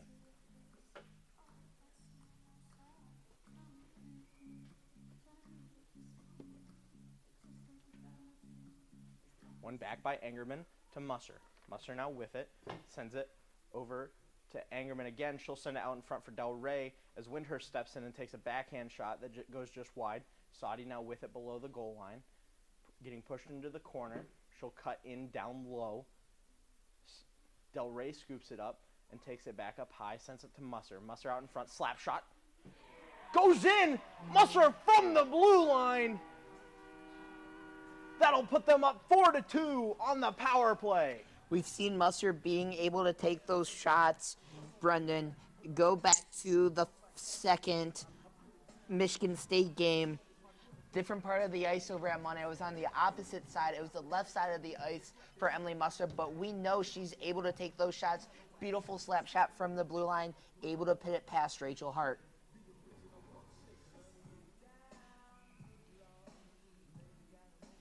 Borlis now to take it for the Chippewas. She'll win it over to Gray. Gray will poke it forward. Gets into the hands of Ortega, who will send it back up the close side. Gray will poke it forward to Lou. Lou with a shot. Save from Hart. Sticks up high on multiple different players. And the officials will bring it just outside the zone to the far side face-off dot. Excuse me, they'll bring it all the way down to the CMU. Nope, right outside the CMU zone. Few disagreements between the two officials there. No, it's going to go right outside the Lawrence Tech zone. 50-50 shot. But nonetheless, it was Del Rey and Saudi on the Emily Musser goal, credited with the assist. Pernod now with it far side. She'll try to get it over the blue line, and she will. Scooped up, though, by Borlis. Borlis will take it behind her own net, stop and think for a second, and go back the other way. Sends it to Lou. Lou now with it will try to get it to Gray. It's behind her, though, as Gray will end up with it, sending it down to Moreland. Moreland receiving pressure from Borlis, Lawrence Tech wanting a penalty there, not going to get it as Gray gets a shot on Hart. And Hart will save it. I was going to say, Brendan, that looked similar to that Hortzman hit along the boards yesterday. Obviously, it's probably a different referee crew from last night, but that looks similar. I really think Lawrence Tech has an argument there for a penalty. Nonetheless, it is not called. 7:11 remaining in the third period as Kashyap will try to take a face-off, and she'll lose it as it's sent around. Horseman will send it back to Story. Story will send it down low for Armstrong. Armstrong with it below the goal. Tries to get it back the other way. Is unable. As it's sent back up to Hortzman. Hortzman with a shot from the point. Save from Hart. Another stoppage of play staying in the Lawrence Tech zone.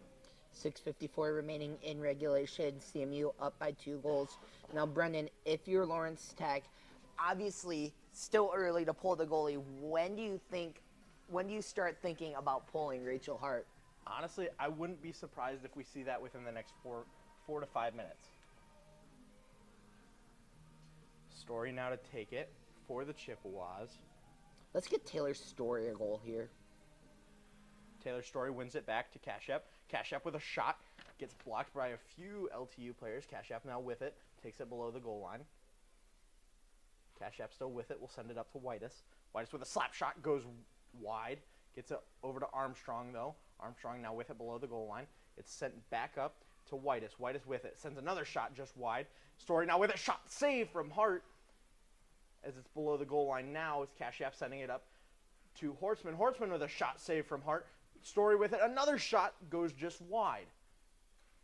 And that's exactly, if you're CMU, what you want to do. You want to get shots on net. You want to keep the puck in this side of the ice. They did a really good job of it last night, doing the same thing here so far today.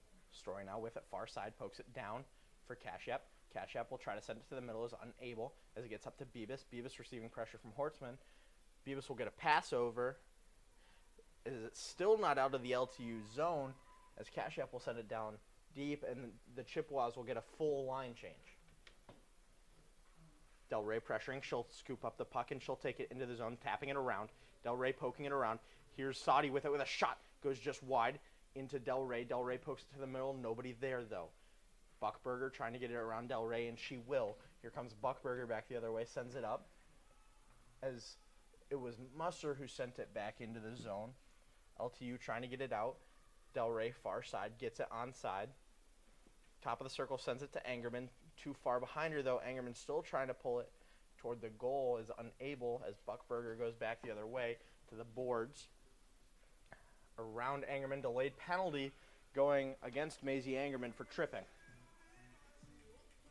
Can't take that penalty there. If you're Angerman, it's starting. You feel like possibly letting Lawrence Tech back into the game. We'll see what they do with their power play here, though. Just under 5 minutes remaining in the third period. Chippewas still up 4-2. Starting on the penalty kill here, back in their zone.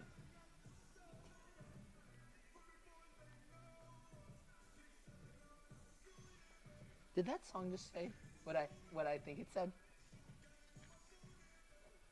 One back by LTU, as it'll be Nixon who gets it out and sends it down the length of the ice, and she'll chase it.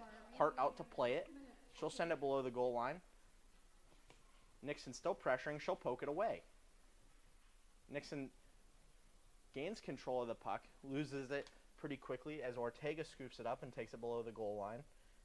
Skated out now by Sophia Buckberger, as she'll receive a lot of pressure coming out of her own zone. Williams now gains control of it and sends it down the length of the ice. 4:20 remaining in the period. Ortega now with it. Below the goal line. She'll scoop it back up, not letting Buckberger take it. She'll send it to Beavis. Beavis through the neutral zone. Beavis with it at the hash marks. She'll send it for center ice to Buckberger. Buckberger will send it up to Benson. Benson now with it, top of the circle, sends it back down to Buckberger. Buckberger to Beavis. Beavis from the dot, shot just high. Gets over to Ortega, far side. Ortega now with it. She'll send it down, far side, I believe, to Langton. Langton with it will turn, send it down to Buckberger. Buckberger from the other faceoff dot, shot save from Lainey Flegel 46 seconds remaining in this penalty kill, and 3:43 remaining in the period. Yeah, really good series there from Lainey Flegel, able to stop every single Lawrence Tech shot.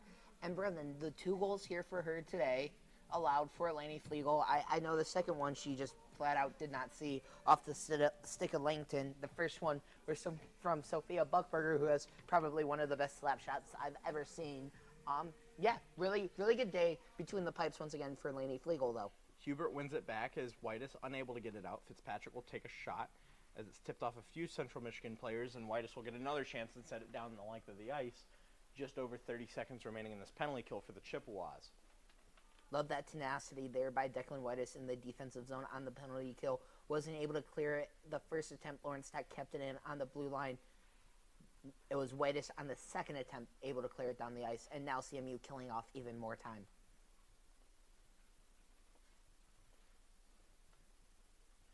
Coming back out of their zone now. Fitzpatrick now with it, going across the blue line. Takes a move to the middle, takes a shot that goes wide. Far side, Graham pressuring for the puck. Hubert with it. Chippewas return to full strength. Hubert poking it up the boards. Still trying to go with it, is unable to get it in, as Fennessy will send it down to Declan Whitus. Whitus will send it up.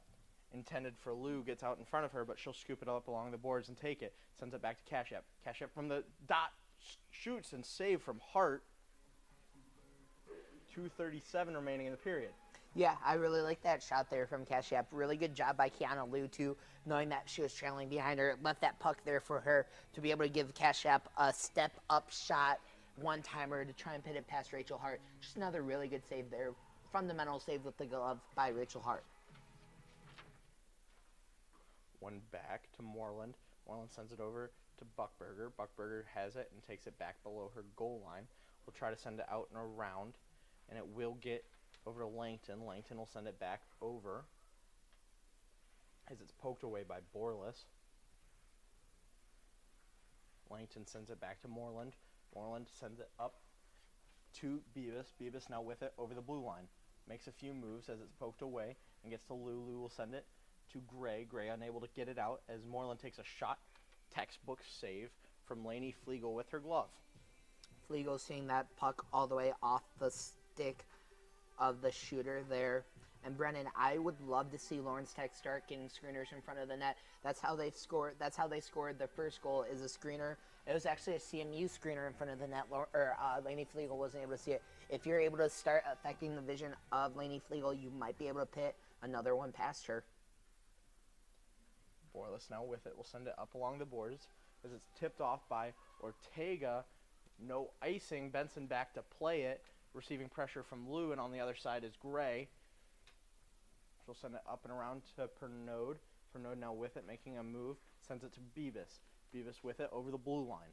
From the top of the circles, makes a move between the legs. Below the goal line now, she'll elect to send it out in front. Nobody there as it's tipped off the skate of Musser. Pernod trying to get it out as Story will scoop it up and take it back the other way. Gets it out, and Story still with it, battling for the puck. As it's taken by Beavis. Beavis will send it to Buckberger. Buckberger gets it, tries to get it out and around as it gets to Beavis, poked away from Kashyap. And oh, look out. Buckberger's still down on the ice. Now she's able to get up under her own power.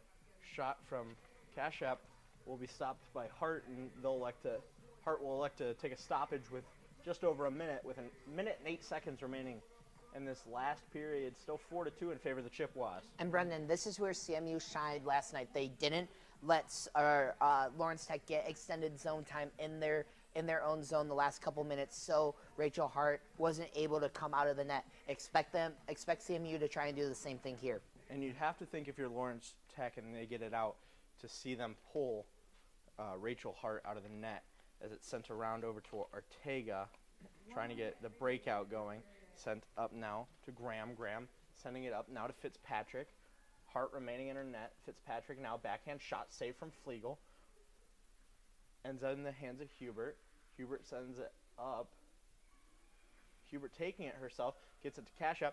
Kashyap sending it up, intended for Armstrong. Armstrong unable to keep it, as Armstrong will poke it forward below the goal line. Just over 30 seconds remaining in this third period. Armstrong trying to get it below. Delayed penalty now coming against LTU.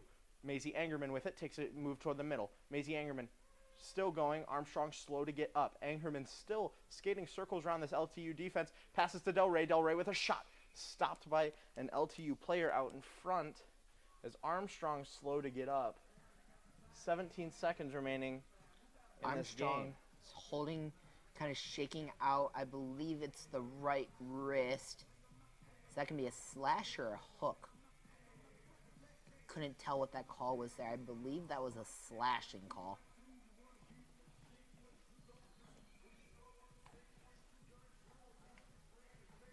.1 seconds remaining. Now putting the Chippewas on a power play for the remainder of this game.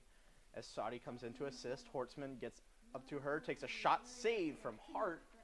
12 seconds remaining in the game now. Elbow actually called on Ortega. That's a penalty you don't see called a lot, as an elbow.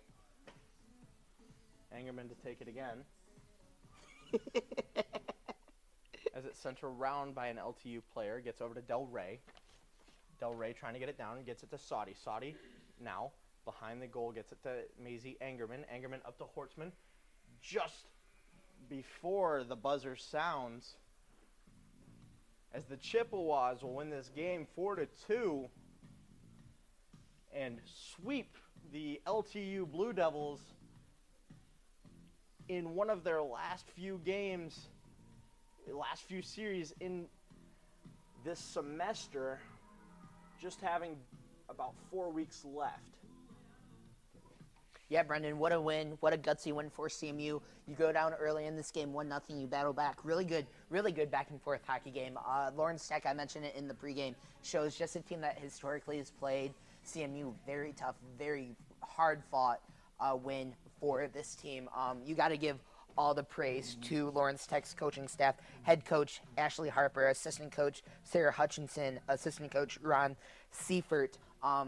Just really hard fought 2 games for Lawrence Tech. Yes, not the results you wanted, but still a lot to be happy about. And when Lawrence Tech goes back to watch this film next week going into Sioux College, there's going to be a lot for them to be happy about.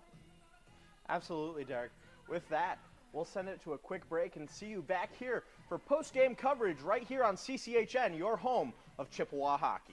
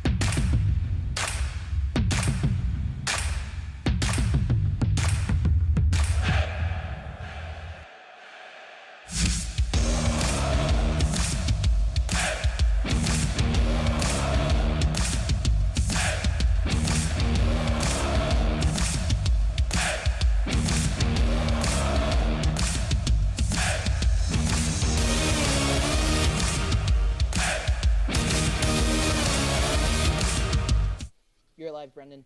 Welcome back here to Martin Ice Arena. Final score, had to double check that. Was it 3-4-1? 4-2. 4-2. That shows how much I was paying attention to the game. Great game, though, for CMU. Here I come. Right here, Derek Steele, Brendan Hauser with you. Post-game coverage right here. By the way, that's not a good thing that you're not paying attention to the I was score. paying attention. That might be an off-air conversation. You know, I couldn't pay attention when there were so many good passes, good transitions going for this Central offense throughout this whole game. And honestly, we were talking about it last night. The blind passes needed to stop, and that's something that they improved on a lot. Yeah, CMU, we'll get to that in a minute when we get to our keys of the game, Brennan, because that was one of my keys to the game. But yeah, CMU, I'm going to say that this was the most complete game they played. I was really happy with how they didn't panic. I've mentioned it 5 or 6 times today already. They didn't panic going down 1-0. They were able to score the equalizing goal in the first period, take the lead, and then they never looked back. Lawrence Tech, oh man, what a battle from Lawrence Tech. And Brendan, this is a team that historically plays CMU very tough. It's a 6-2 series history or series lead for CMU all the time. Back-to-back sweeps against Lawrence Tech. But if you look at those games, there's really only one scorer from the last 2 years that looks like kind of a blowout for Lawrence Tech. Absolutely. And you know, this sweep, we said it yesterday, is a very monumental sweep for the Central Michigan team. Not only is this going to boost them in the national rankings, this is going to boost them in the CCWHA rankings. Not only that, that gives you a lot of confidence because Lawrence Tech is still a very well-coached team. They're a very well-disciplined team. They have a very good forecheck. You shut down Sophia Buckberger. Yeah, yes, she came away with 2 points on the weekend, but Sophia Buckberger is going to score naturally. You held her to 0 points last night. She had a goal and an assist today. You shut down Jordan Beavis. Rachel Hart had another really good performance in net despite the 4 goals allowed for the senior goalie. But Lawrence Tech is a very underrated team in the CCWHA, Brendan, and they're a team that come February and March, we're going to see them be in discussion for the CCWHA tournament along with CMU. And this is a team, Brendan, that you might possibly see again later this year in the CCWHA tournament, possibly in the Traverse City Showcase, depending on how things align with that come mid-January, mid to late January. But this is a Lawrence Tech team that does not go down without a fight, and it gives you a lot of confidence going into Northern Michigan and then Sioux College the next few weekends for CMU. Absolutely. Northern Michigan has been on the top of the CCWHA standings all season so far. And so this is the confidence that CMU needs to propel themselves into those games. We said it before, you have to focus on this game, and they focused on this game.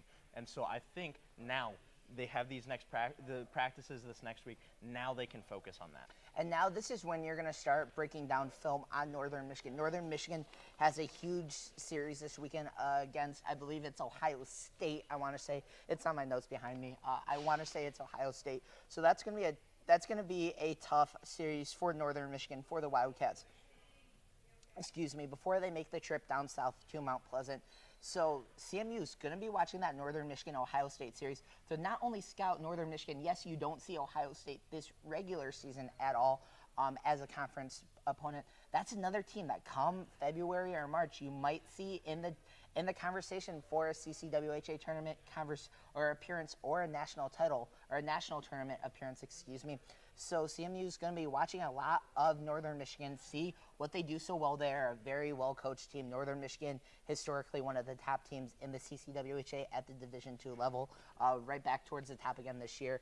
And, man, I'm not going to be here personally next weekend for that. You're going to be on air with our good friend Ian Drayden.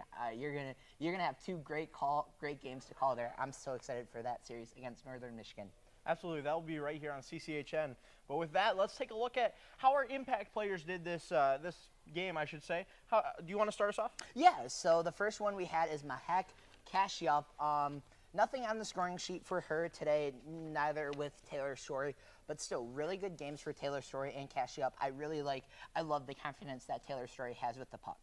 She is someone that I feel like is always making the right move, always making the right decision. If it's taking the shot, if it's skating around the zone 5 or 6 different times trying to find the open teammate, or if it's taking the shot, she's always in the right spot, always making the right decision.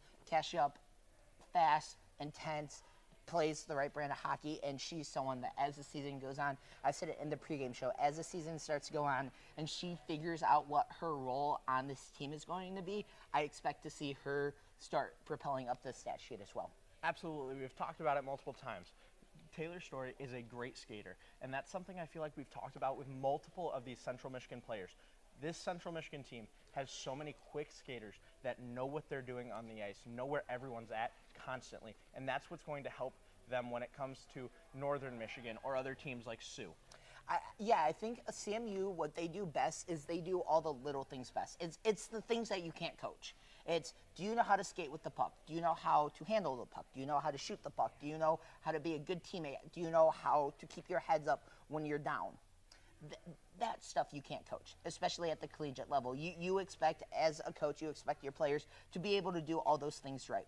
And I think that's really what's been in CMU in the behind the last couple years, especially at the national tournament level, is they haven't really done the right, and they've run into Assiniboine and Sioux College the last few years, which will put a damper in your spirit there naturally.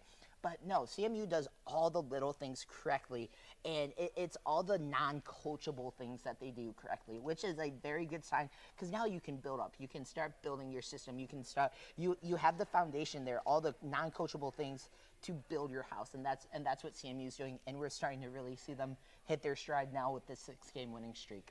Absolutely. Now looking at LTU, we put down Ortega and Hart. Now Ortega, I don't believe she came up on the stat sheet, but she was all over the ice tonight. She was making the plays, setting up the offense, setting up it, getting themselves, out of the defensive end, and just making sure these plays are set up and get going. Yeah, we mentioned Ortega as a player who doesn't score a lot. I think I compared her to a Mariah Wilson in the pregame show, where she's going to be that veteran leader on and off the ice for the team. You saw it today. She was directing her teammates where to go. She plays a big role on this team, even though she doesn't score a lot, like a Mariah Wilson did for CMU. Absolutely. And then moving on to the goalie, Rachel Hart, she played a great game. Although she let in four goals, it was a great game, and she did prevent multiple other scoring opportunities, just like she did last night, that would have put the Central Michigan team almost to a blowout game. Yeah, Rachel Hart, if it wasn't for Rachel Hart, I think very easily we could be talking about a 6-2, 7-2, 8-2 victory for CMU. Absolutely. Rachel Hart's a big reason. Same with last night. Like last night, if Rachel Hart wasn't in net, we could be talking about a 3, 4, 5 nothing victory for CMU. Like Rachel Hart, even though it wasn't the game she wanted and her stats are going to deflate a little bit because of this game, she still played a very good game. And it's like what I said at the end of the third period. Lawrence Tech, you don't walk out of here with any wins. You don't walk out of the series with any wins. You're 3 points. Yeah, you're 3 points behind CMU for 5th place in the CCWHA standings now, but there's still a lot to be happy with. You played the series very well. You played a really talented CMU team to the very end both nights, which there's a lot to hang your hat on. Obviously, you would have loved at least one win, though. Absolutely.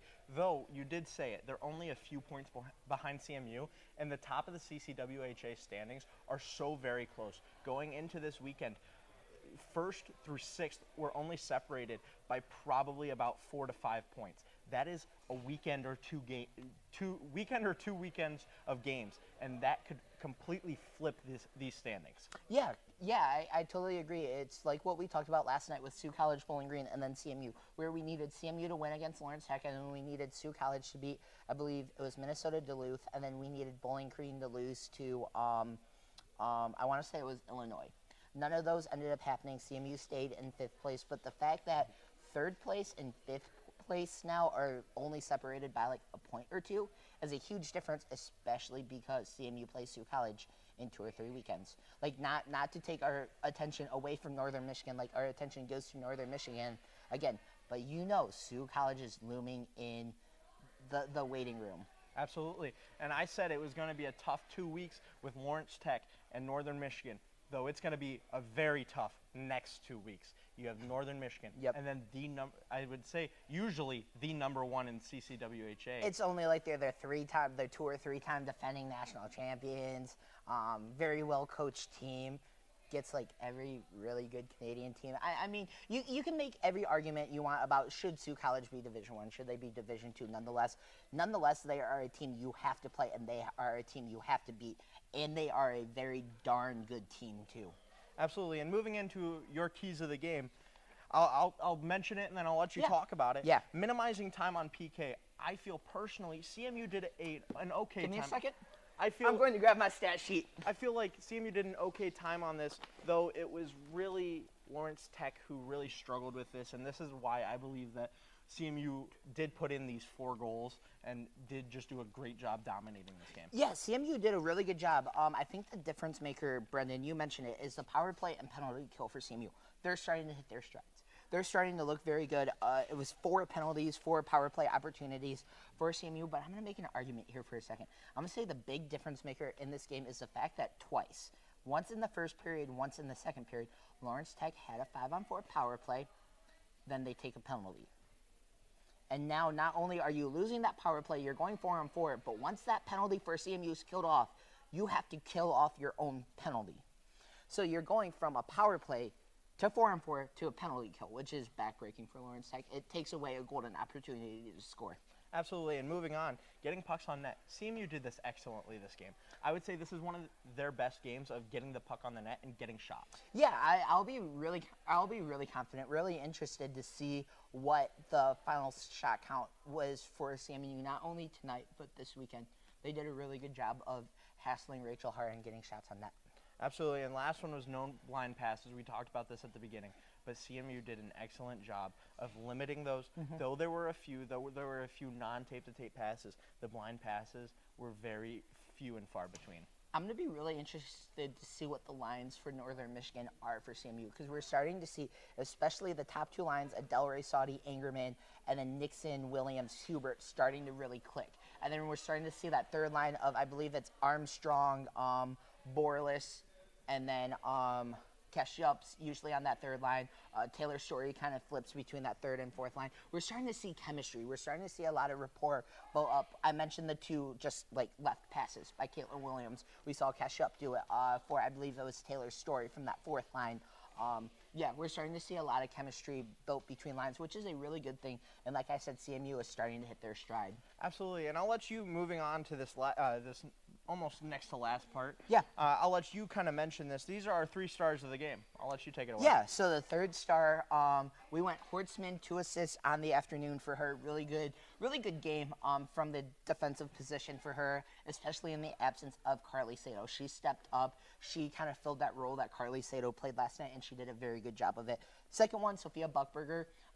You're going to give points up to Sophia Buckberger. She had 60 points last year, I believe it was, and then 50 points the year before, 50 and then 40. Goal and assist, you did a really good job of stopping her. She's the second star of the game with 2 points, and then the first one. This is where a lot of conversation happened. We threw out names like Eleni Flegel, like a Kylie Delray for the top spot. Brendan, do you want to say who our first star is? I'll say it. You know, she had a great goal, just like she did at Michigan State. It was Musser, she had a goal and an assist on the day. It was honestly a great showing from her. Multiple shots on net, multiple scoring attempts. Yeah, I'm really excited to see how Hortzman and Musser grow on this appearance or on this performance into next weekend. That confidence is starting to grow for them, which you love to see. Absolutely. We'll take one last look at our out-of-town scoreboard checks. The men's Division I team, like I said during the first break, did win just before this game, 4-3. Looking at our Division III team, they did just wrap up at Robert Morris and winning 4-0. I believe they split this weekend. And then our last game in terms of hockey that we had in the state, Spirit at North Bay Battalion. Saginaw's up right now, 1-0 after the first period. In the first period. Michigan State, we mentioned in the second period, won 5-0 against Penn State, and then Michigan drops in 24 minutes against Wisconsin. That game's going to be really good to watch, too. Number 2 versus number 10. Next games, though, Brendan, we mentioned Northern Michigan next Saturday and Sunday, 7:15 puck drop on Saturday, then a 12:15 puck drop on Sunday. You and Ian will have those calls. What's one thing you're looking forward to from CMU Northern? Honestly, CMU, if this is a showing for how they're going to play next week, I'm looking for a lot of chemistry. You mentioned it. These players are starting to click with one another. I think if they have the chemistry they had during this game, it will be an easy 2 games against NMU. The men's Division I team will take on the Northwood. What are they? The Timberwolves. The Timberwolves get to see some old friends, some familiar faces from that series. October 14th and 15th, next Friday and Saturday. You can stream both of those games right here on CCHN. The men's Division III team will have a Friday-Sunday series against Adrian College. Follow that live on social media. So, do you have anything else, Derek? No, not really. I think it's what I said all night. Great game.